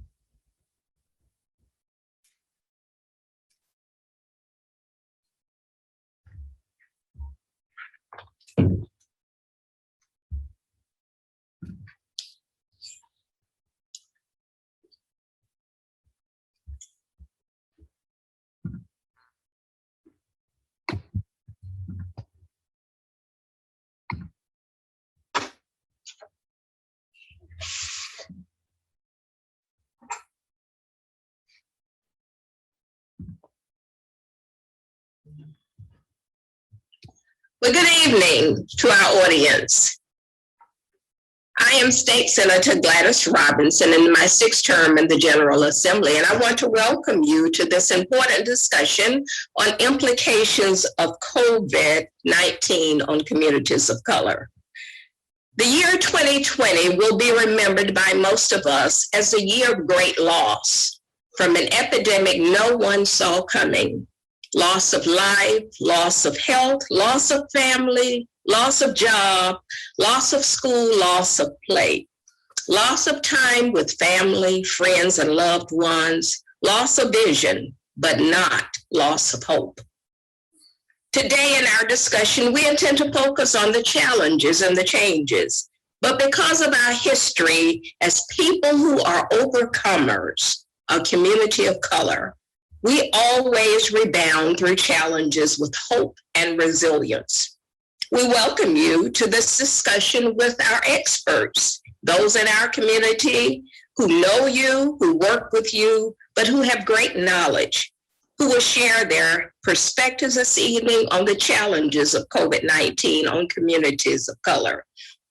And they will share some recommendations for the future when epidemics or disasters may occur again, but especially on the overall issue of health disparities. We ask that you as an audience put your questions in the chat, and we will select from those questions as we have time to address. The others, you will get the answers later. Our panelists for this evening's discussion have a wealth of knowledge, and I'm going to share just a little bit about them. You can read about them on the website, I'm sure. First, I'm going to go in the order of women and men. I'm an older woman, so you know how I do that. Dr. Charlene Green is the current president of Old North State Medical Society that was established in 1887 to advocate for better health outcomes for African Americans and vulnerable populations in North Carolina. She's also a first-line essential worker advocating for North Carolinians as an anesthesiologist and chief of anesthesia. With her practice, her private practice group, Anesthesiology Consultants of North Carolina in Greensboro at Cone Health. She is also co-chair of the NCDHHS Testing Surge Work Group and was chair of its sub-work group, Testing Strategies Vulnerable. Dr. Michelle Laws is Assistant Director for Community Support Services and Community Stakeholder Engagement. She's also Council Chair of DEI in the Division of Mental Health, Disabilities, and Substance Abuse Services, where she has a wealth of experience. She is the lead for DHHS's Historically Marginalized Populations Team dealing with COVID-19. Ms. Sharon Goodson is Executive Director of North Carolina Community Action Association. She is a tireless community leader and advocate, committed to improving the conditions for low-income North Carolinas for more than 25 years. And finally, Mr. Ben Money. Ben is Deputy Secretary for Health Services at DHHS. His portfolio includes the Division of Public Health, Division of Health Services Regulation, the Office of Minority Health, and the Office of Rural Health. Prior to joining the department in July 2019, he led the North Carolina Community Health Center Association. Mr. Money's 37-year career in healthcare began in community mental health and includes 11 years in local public health and 18 years with community health centers. What happened to my screen? What happened?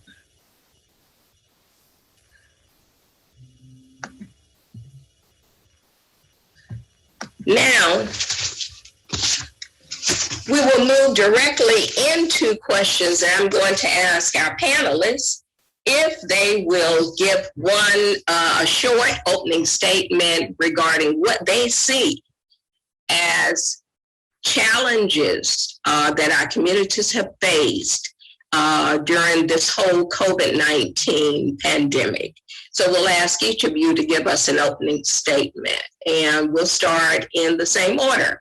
Dr. Charlene Green. Yes, thank you, Senator Robinson.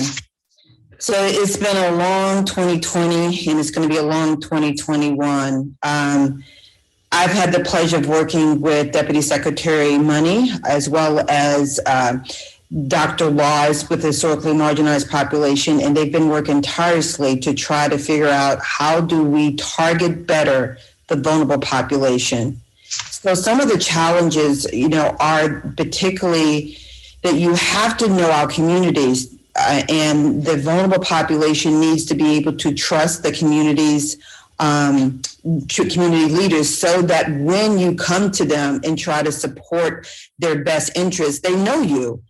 So that has been one of the challenges that, the community physicians are the ones that have been talking and knowing these patients for a long time. Many times they've been excluded in this process where they have not been able to have the tools and the resources to give the information to their patients as well as provide the needs. So that will be one of the challenges I think that going forward we may need to address. But I'm looking forward to figuring out some better strategies, particularly to get to the African-American males and some of the younger population of how do we target them better. We have some great ideas based on some of the committee groups that we worked on. We just need to implement them. Okay, thank you. And we're going to move right to you, Dr. Laws. Thank you. And again, it's an honor to serve on this panel with all these esteemed panelists and with you, Senator Robinson. I think the biggest challenge that I see is the mental health implications and consequences of the COVID pandemic. When you think about, according to the Economic Policy Institute's data, 30% of African Americans in North Carolina are unemployed. When you look at data that shows Black workers in North Carolina, 30%, more likely to be unemployed than their white counterparts. When you look at the data in terms of the kids who have lost learning and who are dealing with the stress and anxiety and other mental health implications of trying to learn in a new environment, especially kids that came into the pandemic in that educational and academic achievement gap. When you look at the evictions and the mortgage losses and just all the socioeconomic indicators and see the disparate impact, I think mental health and substance use disorders is perhaps going to be our next wave in this pandemic that we're currently in. I believe we were in it early on in the pandemic. And so I think addressing the mental health needs of the Black community as well as the Hispanic community, but certainly the Black community, is going to be a challenge, but an important one that we must meet. Well, and we thank you. We are going to ask you to talk a little bit more about that later on. Ms. Goodson. I really want to just piggyback on some of the comments that have already been made. And the big one is trust, particularly in communities of vulnerable populations, communities of color. Trusting the information. There's been a lot of misinformation out there. So we have to really work hard to ensure that we're not just talking to, but we're talking with our communities to make sure that they are getting information from the right source. The other thing too is mental health. Because in our space, we are working with families who were already stressed out before there was anything, before we even knew anything about the coronavirus and COVID-19. And so we really have to do more, stressed out, just totally stressed out. And so we've got to do more to help meet the needs of vulnerable populations. We've got to bridge some gaps and we've got to have some strategically targeted resources that help these families with mental health, help them to get on their feet. And so really we have a lot of challenges. We want to do our part in helping to meet this challenge and to serve this population. Okay, thank you. Mr. Money? Yes, thank you, Senator Robinson. And, we're really in a race to vaccinate. Since the beginning of the pandemic, we've seen 955,000 total cases of COVID-19 in North Carolina. 21% of those cases, 165,000, have been African Americans. Our population, a percentage of the population, is 23% in North Carolina. And right now we're seeing the percent of the positive cases fluctuating between 4.9 and 7%. And then when we talk about deaths, there's been a disproportionate number of deaths of African Americans compared to the overall population. Of the 12,505 deaths, 25% have been African Americans. That's higher than the percentage of our population. And one of the things that we're seeing is case rates for African Americans are going up in all age groups below 50 years of age. And the most significant increase has been in the Triangle, the Triad, and the Charlotte areas, in the urban areas. And these are the largest disparities in African-American case rates since the beginning of the pandemic. This is the largest point of disparity right now. One of the things we're also seeing is that there's, for African-Americans, an increase in rates in rural and suburban counties. But again, it's those urban counties and it's the younger population. The 18 to 24-year-old African-American population is the highest in all regions. This is really what Dr. Green was getting at. We got to get to the younger people. We're not seeing this in the white population of the same age. We're also seeing it in Wilson, Nash, and Edgecombe counties. So again, not urban counties, but these are rural counties with higher proportion of African Americans. And one of the reasons why we're in this race to vaccinate is that we're trying to get ahead of the variants. Right now, the predominant variant is that UK variant, that B.1.1.7. And there's also the B.1.351, that South African variant. It's rare, but North Carolina actually has the most of those variants. So the race to vaccinate is really about getting ahead of these variants. Right now, 6.7 million vaccine doses have been administered in North Carolina. 3.2 million people have had at least one dose. And of those, 17.4% have been African Americans. So, falling behind the population norm, we started out behind right out of the gate. We were less than 10% at the very beginning. Mm-hmm. And I'll talk later about the intentional efforts we made to move that closer towards the population average, but we still have a ways to go. But overall in North Carolina, 47.5% of the adult population has had at least one dose, and 36.8% are fully vaccinated. So that race to vaccinate is the key thing for us right now.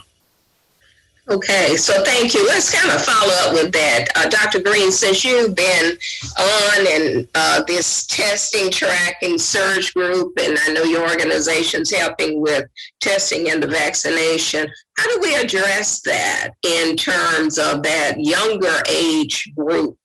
Older folks obviously were the first to get out there, and after a little hesitancy, if their friends got a vaccination, they got it. I know mine did. So, but what strategies or what are we talking about doing to address that? So what we talked about with the subgroup for the vulnerable population long ago is that you have to go where the vulnerable population is. You have to go to their communities. You have to touch them. More importantly, you've had to have had the experience of knowing them way before now, because you just can't go into a community and say, hey, this is what I want to do. You've had to build a relationship with them. So many of the organizations, just like Old North State Medical Society and other many grassroots organizations have done that. That's what we need to do. And that's what we're doing now. Going out into the communities, going out into the nursing homes where some of the workers can come out and get tested and get the COVID vaccine. They know you, they've seen you before. Go out to the migrant farm areas, go into their trenches where they are with mobile vans or smaller units where, bringing in some other trusted members of the communities that can go with you that know them as well, and have them get the vaccine and get COVID-19 testing. They have to feel as though you have to, know them and trust them. In addition, I just want to always add that particularly, some of the population feel as though they're being targeted and so they've not been able to get the care that they need, such as the Latinx community many times are afraid of getting, targeted by ICE. We have to figure out how to protect a lot of these members so that they can get the help that they need, the vaccines that they need, and the COVID-19 testing they need, and give them that space of protection. So that's one of the other things. But going to the granular areas, we know where they are. You got to go to the housing project. You got to go sit outside. You got to know and touch people. You can't do these virtual things and have these TV ads and say, hey, come and get vaccines. That doesn't work. You have to go where they are, and they have to have seen your face way before then. Well, thank you. Sharon, let's move to you. I tend to call everybody by first name, so if I flip that, y'all understand who I am. Fine. But you work in rural and marginalized communities. So, what's working or what's not working, or what do we need to do? And you talked about some myths the other day. So tell us what's going on. Yeah. One of the things, and as I said before, when COVID-19 hit us many months ago, it literally turned everybody's world upside down. And as I said before, we know that the greatest hit on COVID was to marginalized and underserved communities. Those are the families who were already struggling to try to keep a roof over their head. They were struggling to put food on the table, to pay for childcare, and often had to choose between whether it was food on the table or medications. And so community action agencies have been out in the community for nearly 60 years. There are 34 agencies here in North Carolina, 1,000 of us across the nation, serving 99% of the nation's counties. And we realized that, we've been around a long time. When you start getting close to 60, you kind of dated. So we're kind of dated. So we realized that we needed to pivot to be able to help these families, because it was different from how we had, how we normally done things. We had to rethink everything. We weren't the most, the older ones of us, and I hate to use age, but, we weren't as technology savvy as we needed to be. But guess what? COVID has forced us to be that. So there's some good things that have come out of the pandemic.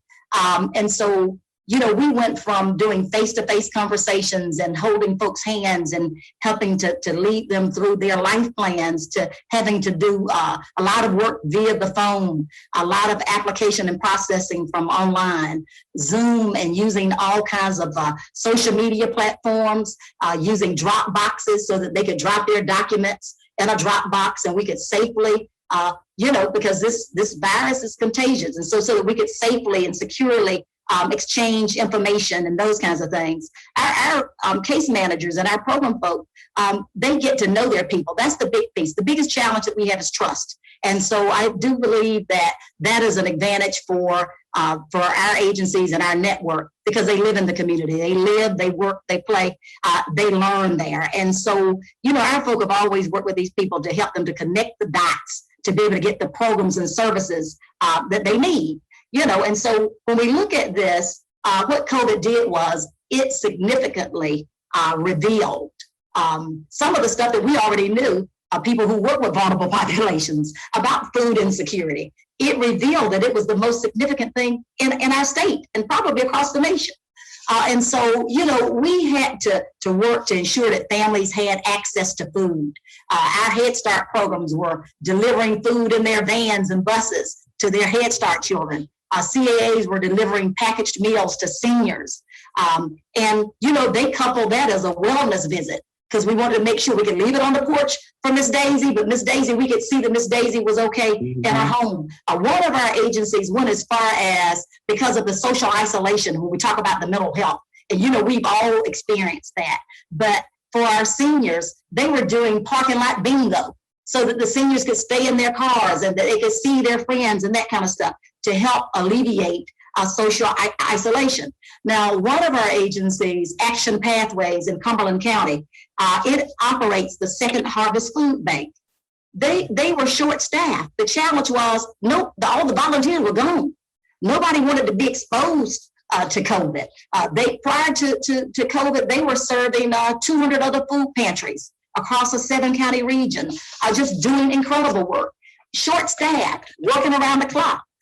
The National Guard came in, and in fact, National Guard ended up being there with that agency. They put in 25,000 hours of volunteer service to help get food out to people. And that service was valued at more than $600,000. Our agencies have helped keep people in their homes so that they wouldn't be on the streets, running the HOPE program and working in partnership with the folk with the NC HOPE program, providing mortgage assistance, rental assistance, utilities. I mean, you name it. We realize our mission is anti-poverty work. And if we can show up in this game, we need to shut down every community action agency, not just in North Carolina, but across the nation.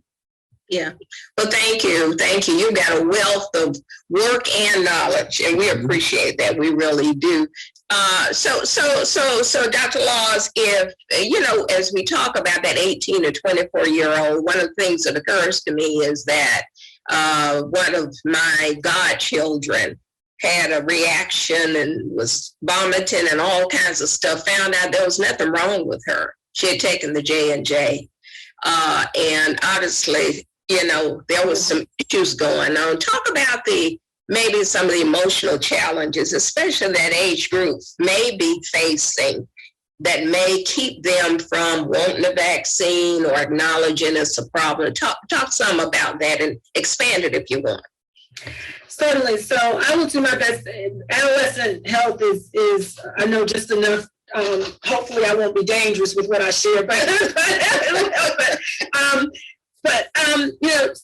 so I often tell people that life it came to a standstill in many ways in terms of being able to access services, being able to do certain things the way we normally did. But people continue to grow. In terms of aging, people continue to age. And the same challenges that life went on in a lot of ways, right? And the same challenges that adolescents and young adults was dealing with, they were compounded by this or exacerbated by the effects of COVID. And so when you've got young people who are already vulnerable to emotional states and don't have the tools, the wherewithal to process certain things in certain ways, and then you add on top of that anxiety about this pandemic and about their lives being interrupted, you're going to have, people experiencing different emotional distress. But it's not just young people. My husband got the J&J vaccine. 3 days later is when we paused. Well, actually 2 days later is when we announced the pause. And everything that's been bothering him since, he's blaming it on J&J. And he didn't go as far as saying, you're trying to kill me, but he was like, you told me to get this thing and now you all are. So think about how emotional we are. And we have tools, we have knowledge to appraise that trigger, whatever it is. Young people don't have as much of the tool, many of the tools that we have. And that's why it's important to make sure that depending on how serious or severe it gets, that they're linked to services. And I'll talk later about stigma and about how we as a community, we are in no position at this point to stigmatize mental health or stigmatize substance use disorders, because it is really going to be, I think, like I said, the crisis that's right in front of us everywhere we turn. So on the emotional side, I would just say that's not uncommon. The key is to make sure that there are services available and that we're directing our young people to the right services. Suicide ideation is up among young people. And we know we're seeing upticks across ages in terms of substance use. Wow. Wow. Yeah, and we want to come back to that. But while we're talking about J&J, Dr. Green, tell us, I want to say the real deal in terms of needing to get a vaccine or not. People want to hear, one of the things that I as a legislator dealt with in our community was really working with churches. And I know Dr. Laws knows a lot about that. She's done a lot of that work. So that people could hear the encouraging word from the pulpit, from the pastor, to say, okay, I'm going to get it, you're going to get it. But still, a lot of people were very hesitant and still remain. And then the whole thing about J&J now. So tell us and tell this audience, what is the real deal on this, and why should they get the vaccine? Not the J&J now, but why they should get a vaccine. So I'm just going to be really real with everybody. This whole process of how we have dealt as a country with everything has been an epic failure. All the hesitancy, we didn't get the messaging out maybe in May or June of last year. We should have been talking about vaccines in May or June. And that's the federal response, the state response, anybody response. And so I'm going to say that we have almost close to 600,000 people dead in the United States. The cutting edge technology, messenger RNA vaccine, which is the Pfizer, and Moderna, has been statistically proven thus far. Of course, there are ongoing studies that show that it has decreased significantly deaths and hospitalizations. So for the people out there that are thinking, hey, I'm afraid of this virus, I'm afraid of this vaccine, I'm afraid of the side effects, very few people have died from the vaccine. But 600,000 people have died from COVID. So when you think about the pros and cons, everybody doesn't want to tell people, mandate what you should do and should not do. But look at the pros and cons of if you should take it or not. So I do personally tell people they should take the vaccine based on the data that's come out through NIH and CDC. Old North State Medical Society has been working closely with Dr. Stefan Wallace from the NIH. He's been in our ear the whole time, helping us with webinars, helping us with data, and as well as Dr. Rashid Naji from the CDC. I think he's moved up with some of the more important work, in the administration. But the bottom line is that people want to hear answers to their questions. So a long time ago, the NIH and CDC was basically saying, stop all the virtual talks, stop all the webinars, and send out FAQs. Send out, so you see on our link with Old North State Medical Society, we update many times the NIH links, CDC links about like the new things that are happening. Most people are afraid of, many of the young people are talking about infertility, or they're talking about, what will happen if I get pregnant. So you answer many of those questions, many times they will come and get the vaccine. So the answer to your question, the pros and cons is the vaccine will save your life.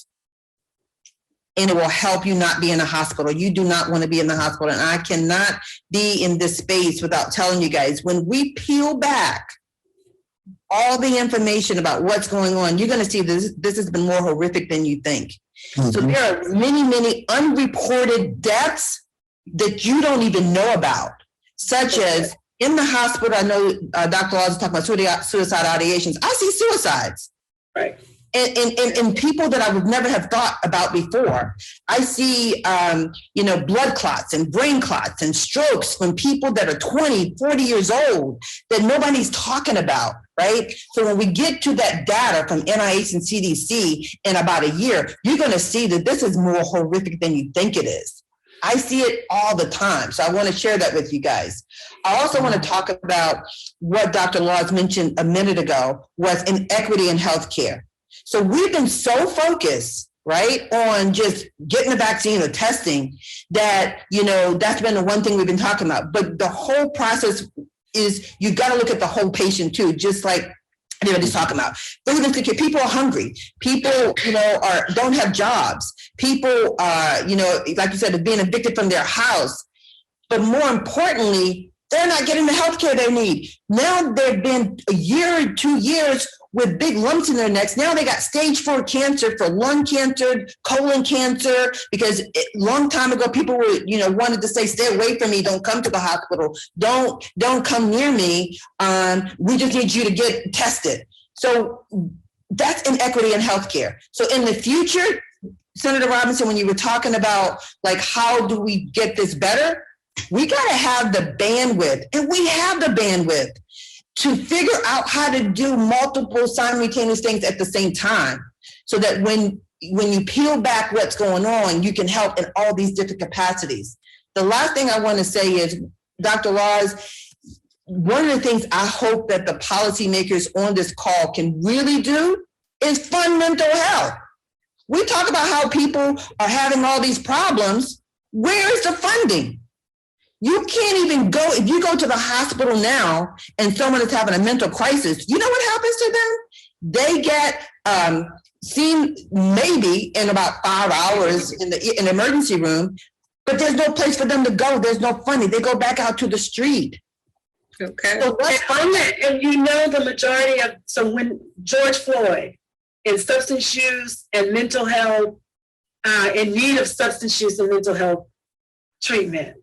So when the condition manifests itself, when someone is declining in their recovery, and they're out in the streets, and they happen to be in our society, in our country, if they're African American and police are called and they are in a mental health crisis, we know how the story ends. The outcome is more likely to be fatal.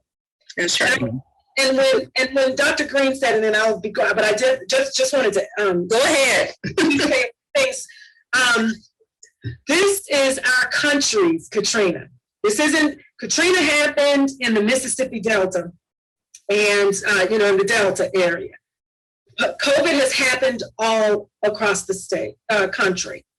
When the waters recede, when the levees broke, then the waters receded. They saw where all the dead bodies were. They saw all the damages in terms of housing. They saw it illuminated the inequities.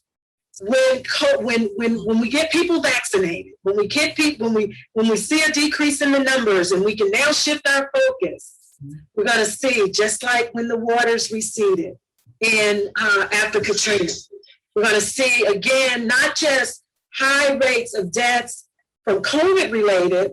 We're going to see, as Dr. Green mentioned, those other chronic health conditions and diseases that went unattended.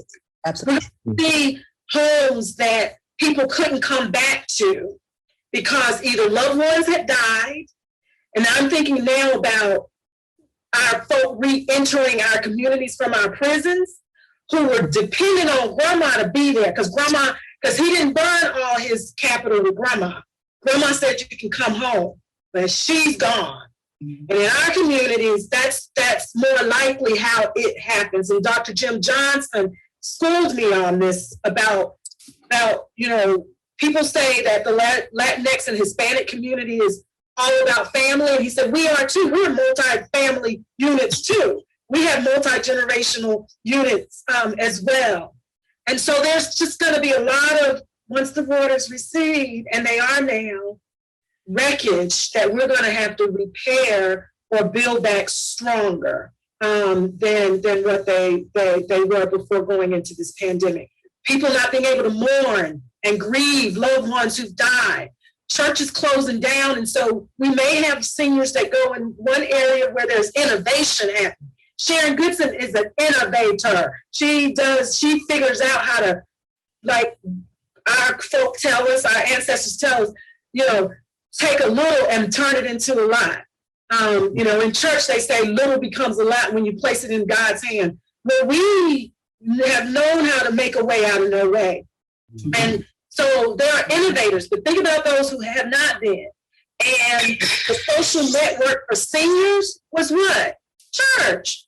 And so when they couldn't go to church anymore and they couldn't figure out that darn Zoom thing, they sat in isolation and their mental health has declined. So I just wanted to sort of echo and add to some of what Dr. Green had said. And that's a good pivot and a good lead in too, because what I think we need to want Ben to talk about a little bit is the department's talking about social determinants of health. And, health disparities, we know I'm a community health practitioner for 45 years. I've been around, but Lord, we just get sicker and they've redefined it.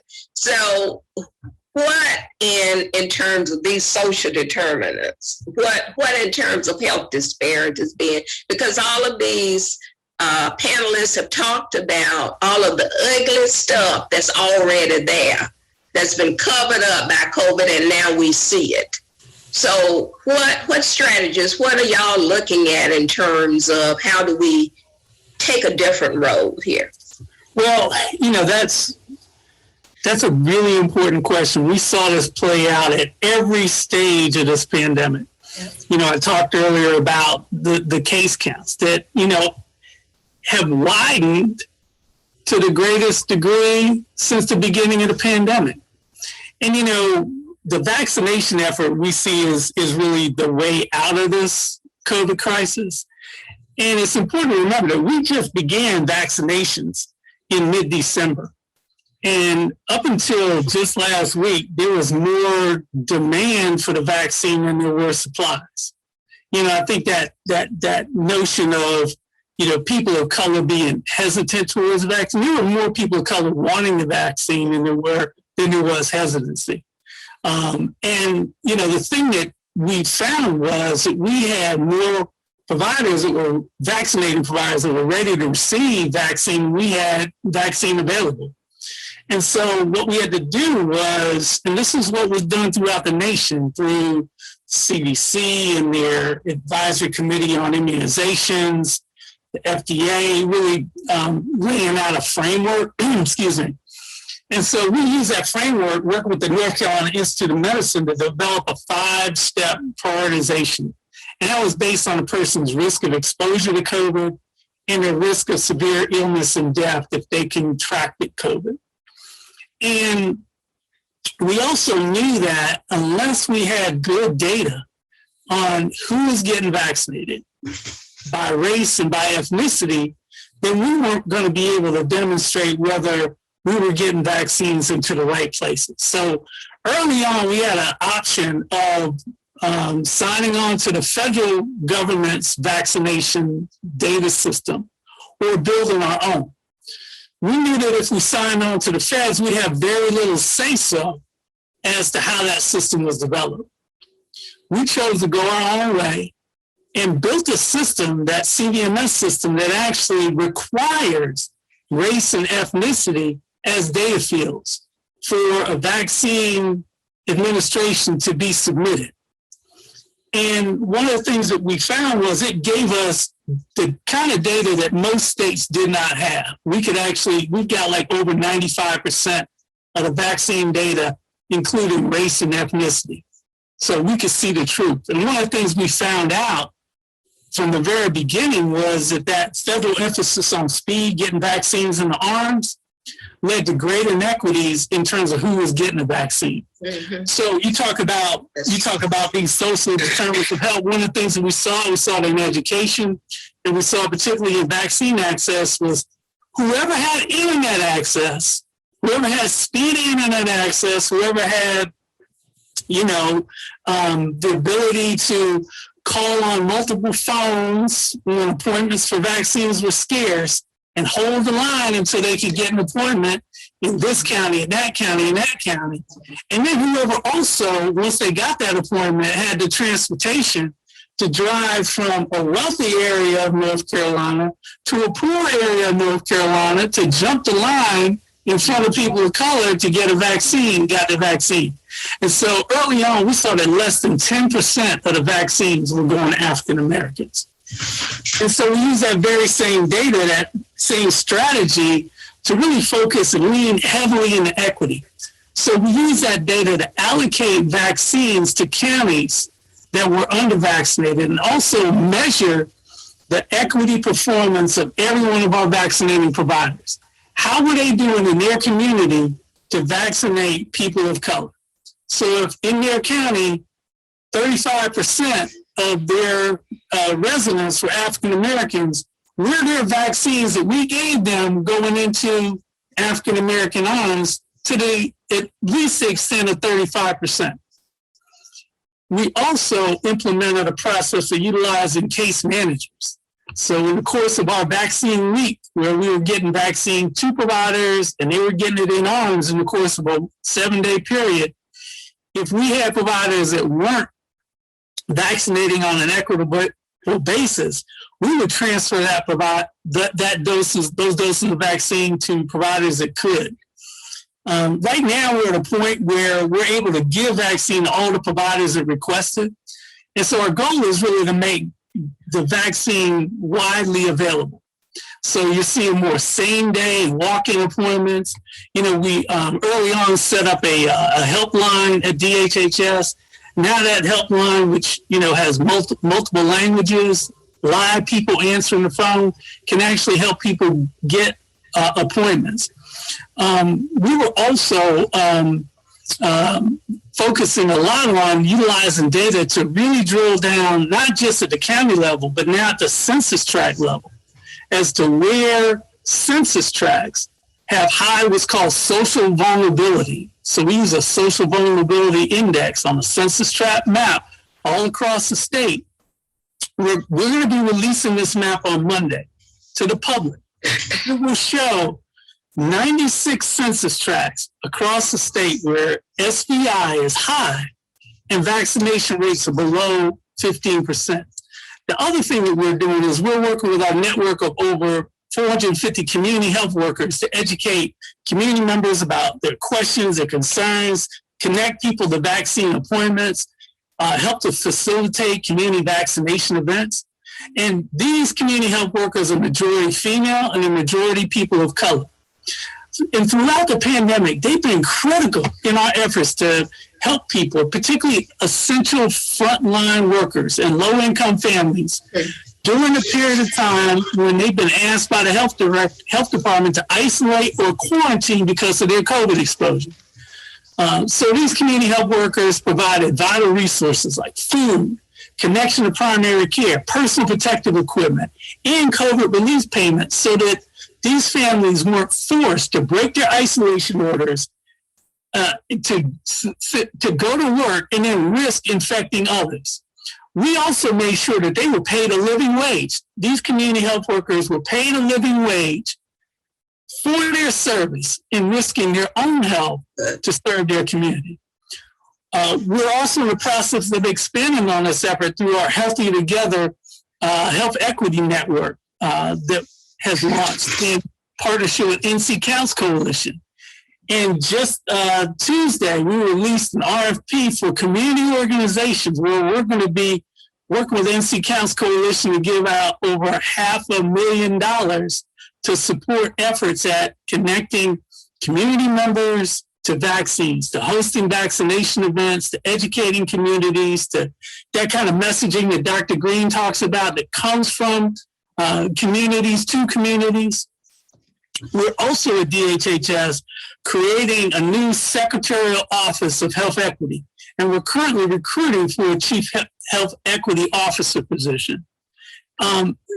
Just to kind of round this out, one more thing, we are preparing a CDC equity grant to build resources and particularly build up our data capability. I'm going to talk about this later, to measure programs for their effectiveness in closing equity gaps across DHHS. Okay, thank you, Ben. You gave us the roundabout. That's good. So we're going to move quickly so we can get a couple of things. And I want to know that most of our audience are elected officials. Mm-hmm. These counties either got PPP money directly from the state or from the federal government, a lot of different pots, housing, daycare, public schools, et cetera, et cetera. So what I want you to talk about, all of you talk about, is hearing the challenges and knowing that we still have a huge population there not vaccinated, whole population, Sharon and Michelle, who are in need of mental health, food, everything. Tell these elected officials how they can best think about using funds that they have, they'll get from the state or whatever, to help to resource communities of color in their communities. How can they better help? And you can join in too, Dr. Green, but I want to start with Sharon a minute. And then all of you round into that, and everybody keep it kind of short now. Okay.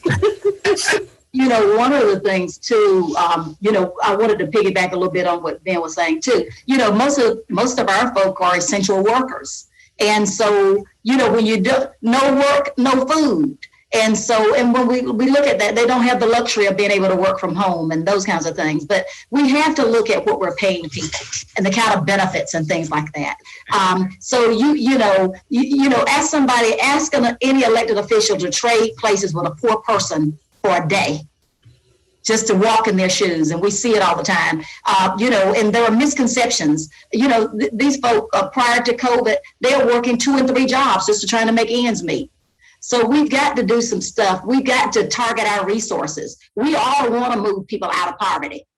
And that's the big thing. And so when people have the resources, they can take care of themselves with all of these preventive methods. When we talk about fresh fruits and vegetables and organic and all of that, they can't afford that. They got to go through the McDonald's drive-through just to be able to feed the family and those kinds of things. And so we've got to think about the folk are hurting. And I think we take for granted when we can get up and we can put some gas in our car and we can roll around to wherever we want to. Most of these folk got $10 to make it that week till they get that next paycheck. And we know some of the challenges right now, everybody's not back at work. Or they go to work, the kid gets COVID, or somebody at the workplace gets COVID, everybody's got quarantine. Why folk don't get paid when they don't work? And so that's a problem. And so we've got to look at addressing those kinds of issues. We've got to look at one of the things we got to do. First of all, we got to talk to these people. We have to value the experience of underserved populations. When we do any work in our work, when we pull people together and we pull vulnerable populations together here recently, and as we do this work, their time is more valuable than our time. And we'll pay a consultant $50,000 to do whatever it is he says he can do for you.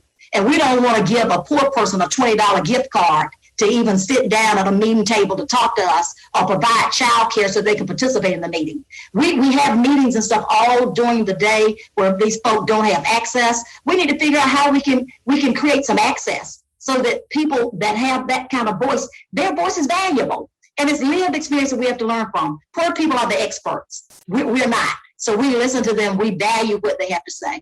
And that's why we're launching this campaign too. I want to mention that because they have been so disproportionately hit with COVID, and they believe a lot of them through social media, all these myths. We're launching Sleeves Up North Carolina in May, and as one of the things that we're doing for Community Action Month, to dispel some of the myths, because we want to get, as many Black and brown people to get their shots in the arm, get vaccinated. Shanae and Bebe hadn't seen themselves in anything that we put out. And I know we did some good work in the state, but we work with the Shanaes and the Bebes, and they have to be able to identify. It has to be relational. They got to see something. So we teamed up with Chris Wilcox, a former NBA player. And so we have some caricatures that look like Shanae and Bebe and Papa and Big Mama. And guess what? He's going to dispel some of these myths. This thing came out too quick. It's been vetted for a long, it had a lot of advanced work already done. So it's been vetted, those kinds of things. When we listen to Uncle Bubba at the cookout telling us, and Uncle Bubba, he's couch surfing. He sleeps from sofa to sofa, but he says why you shouldn't get the vaccine, and we listen to it. So we have to continuously put out facts, and we have to continuously engage our communities. They have to be at the table, and they have to be a valued voice at the table. Amen. Go ahead. I'd like to the elected officials out there that can make decisions about funding. I want to say first that we know the educational achievement gap has widened between Black and white children. McKinsey and Company released a report where they did some simulations, and they found that if their simulations hold true, their model holds true using data from 50 states and from different educational databases, overall, Black kids will have lost in the 1 year of the pandemic, 10 months, compared to white students who have lost 6 months of learning in the classroom, and Hispanic students 9.2. Low income kids, 12 months. And we know that back in December, the likelihood, and they will have lost this as a result of disengagement and lack of access, right? So the whole, digital divide and all that plays into it. And back in December, we know we saw some of this happening when we made national news. USU News and World Report reported that more than 10,000 North Carolina students unaccounted for. And so I would say invest in community-based programs that are helping to bring our kids back on track academically and educationally. Saturday academies. Summer school was fine, but kids are going to need that. They're going to need a break. They're going to need some time to enjoy themselves too and to relax. And so investing in Saturday academies, investing in tutors, similar using Big Brothers Big Sisters model or Teach for America, making sure. So we need now to reinvest in those kinds of programs and inundate low wealth, low income areas and communities, and particularly tailor these programs to our kids. So using our students that are graduating from programs in the HBCUs and other schools. The other thing I would say that they should do, Blacks and Hispanics and young people and low wage workers have been hit the hardest in the housing crisis. Brookings Institute released a study that you can find that looked at the economic impact by race and ethnicity groups. And he found that eviction and foreclosures experienced in the past 3 months during the time frame that they looked at, so March through May, and then June through August of last year. So in the pandemic, African Americans were more likely, and Hispanics, to have faced eviction and foreclosure than whites. 5% of whites during that time period, 9% of Blacks, and 11% of Hispanics. So invest in some housing policies. And then in terms of rent and mortgage delinquency, 16% Black, 17% Hispanics were facing mortgage or rent delinquencies, even in with the moratorium on evictions underway or in place, and that's compared to 9% of whites. So invest in some housing policies to save the homes of people who they didn't have the money. months ago. They definitely don't, 12 months ago, you know they don't have 12 months of back rent and 12 months of their foreclosure. So you know they don't have it. And so, to prevent an increase in homelessness, to prevent an increase in the trauma that comes along with children having to move and having to sleep on people's sofas and having to, invest in housing policies that will mitigate some of the effects of that. And then on the wage piece, the latest data shown, released March 21st, showed that the black and white gaps widened in terms of unemployment rates, and the Hispanic white gaps persisted or stayed stable. In North Carolina, 9.1% unemployment rate among blacks compared to 6.8% among whites, and the general unemployment rate in North Carolina, and this was looking at data back in April, February. The report was released in March, so it was quarters 3 and 4 of 2020 data that was released and published. And so we know that we've got to do something to mitigate the economic impact. Now, whether that's small loans, whether that is putting some money aside to actually pay off the debts of people, because they're not going to be able to do it. They're not going to be able to do it. And then lastly, the mental health. Invest in crisis-based mental health services in your communities, use multidisciplinary teams. Don't let the law enforcement be the first responders out in a mental health call, and think about trauma-informed care and treatment, because this is what this is. This is a traumatic experience, multi-layered traumatic experience. Okay. You see, we could take 2 hours. I want to get to you, Dr. Green, and then I'm going to allow you all. We close at 7, so we don't have the 9 minutes. But this is a great panel, and it's a lot of information for you to share with our audience. So you had some comments, and then enter into what you consider what your one recommendation. I'm going to ask each of you for one recommendation in terms of what we can do as a state or even local communities. So go ahead. Yes, me? Yes. So mine is going to be a long sentence. I'm going to say that we need to reimagine the public health system and hospital system of metrics and accountability. And I would suggest before we decide on how we're going to spend money, have a commission of experts, including people like Sharon Goodson and grassroots organizations, of knowing what is the best way to spend the money. I'm going to say that hospitals, I work in a hospital, amazing places for many strategic things such as strokes, heart attacks, ECMO, and really intricate things like that. We need to invest in the community physicians, providers that actually own the preventative care space. Hospitals don't do a great job of preventative care, and it's okay. They have their space, they are great. Community doctors need to be able to take care of their patients and be able to help with that strategic care.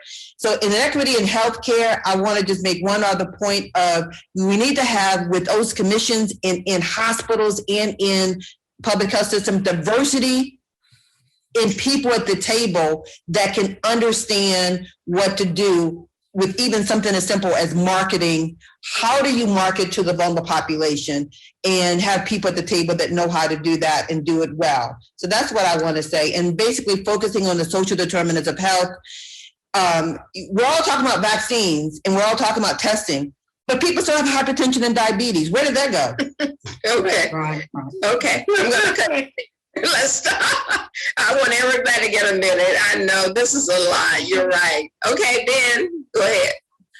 I'm going to say one thing that hasn't been said, because I agree with everyone else's comments. I was checking them off as they were being spoken. This is one thing I think very practical that local elected officials can do right now, particularly with the federal money that's coming down. It made a difference in my life. I grew up in the 1960s, and I'm a product of the Summer Jobs Program. Summer Jobs Program. We need to make investments in our kids. That Summer Jobs Program, I still look at my Social Security statement, and the income I got from my Summer Jobs Program shows up on me. You know, it gave me a great opportunity to build life skills, to build work ethic, to just have experiences showing up for work. Every kid should have the opportunity to participate in the Summer Jobs Program. With that money that's coming down, you could do a Summer Jobs Program starting right now. Yes. Sounds great. Sounds great. Okay, Chair. Well, I'm gonna tell you this, Ben, you're exactly right, and I just want to ditto what you said. But very quickly, as I said before, we have to have marginalized people at the table. That voice needs to be there, but it needs to be listened to, and not just at the table, but listened to as we set policies that impact their communities. Also, we need to prioritize where the distribution of resources. They need to be going to the communities with the greatest need. So we have to do that, and that's something that we can do now. But I do want to say this. We are working on a report with Dr. Jim Johnson that we will be releasing hopefully in June that will capture lived experience of our families and our neighbors, low-income families across the state, and how they've been impacted with COVID, you know, how COVID has impacted their lives, because it has touched every facet of their lives. So we want to share that with you when that report is released. Thank you. Good, very good. I look forward to it. Okay, Dr. Laws. Money for mental health. And I mean, I know we are getting quite a bit, but we need probably 10 times more than what we're getting.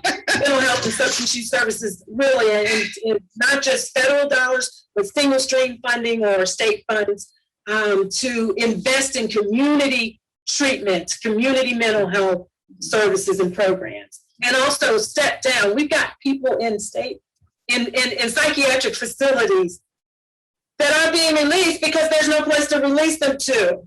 And so, and that is also, we also have kids that we can find placements for. So they're in placements sort of as a holding place instead of in the appropriate settings. And so we need to make sure we are investing in mental health. And then I agree with everything that Ben and Sharon and Charlene has said, but I also would encourage us to invest in the justice involved population as well. Yes. Because they're going to be squished as we're trying to Amen. meet the needs of our vulnerable population. So what I've heard and what our audience has heard are many challenges, not only physical health, but tremendous mental health. And we know that we've done a poor job in the state of North Carolina in addressing that. Terrible job. And so we want everybody to hear that we have to invest in that. We know that unemployment is high. People who didn't have jobs before definitely don't have them now. Those who had them have lost them. They were low wage, a lot of them, and didn't meet their needs. And now they don't have anywhere to go. Children are hungry. People are homeless. And so the situations have been exacerbated by COVID. But remember that we are people who have hope. We have hope because we fight the battles and we overcome them. Remember the story of David and Goliath. Consider us David. And as all of you are listening, think about your own inner strength and what it is you have to offer to the people around you while you're elected, while you're in that space. And what you can do to empower the folk around you, like Sharon does every day, as she goes out there, she pulls out communities and she says, yeah, you can do it. Now I'm going to help you, but I got to lift you up. And so we've got to lift each other up. I want you to reach out to the experts on this panel. They have a wealth of experience. They will come and see you. Michelle's all over North Carolina, in churches and everywhere else, and Charlene and her bands and all, and Sharon too. And Ben is an excellent resource. Ben in Community Health Forever.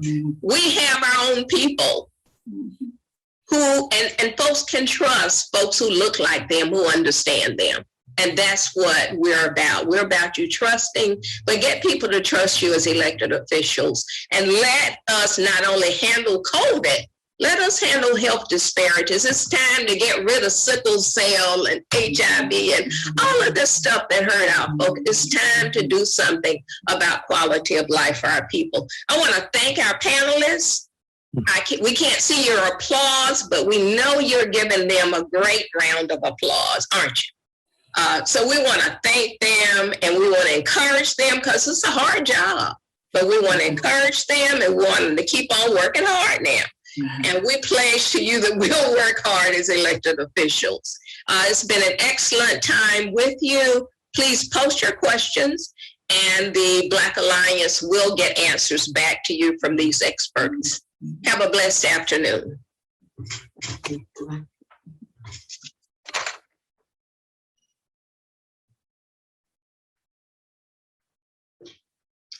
We want to thank our panelists, special guest presenters, and those who work behind the scenes to make day one possible. All of our sessions have been recorded and will be available on the conference website after the conference. So tomorrow we have a great lineup of informative sessions, and we will conclude with our keynote speaker for the Jeannie H. Lucas Virtual Luncheon, Congressman Hakeem Jeffries. Please have a safe and restful evening, and we will see you bright and early tomorrow morning at 9 a.m.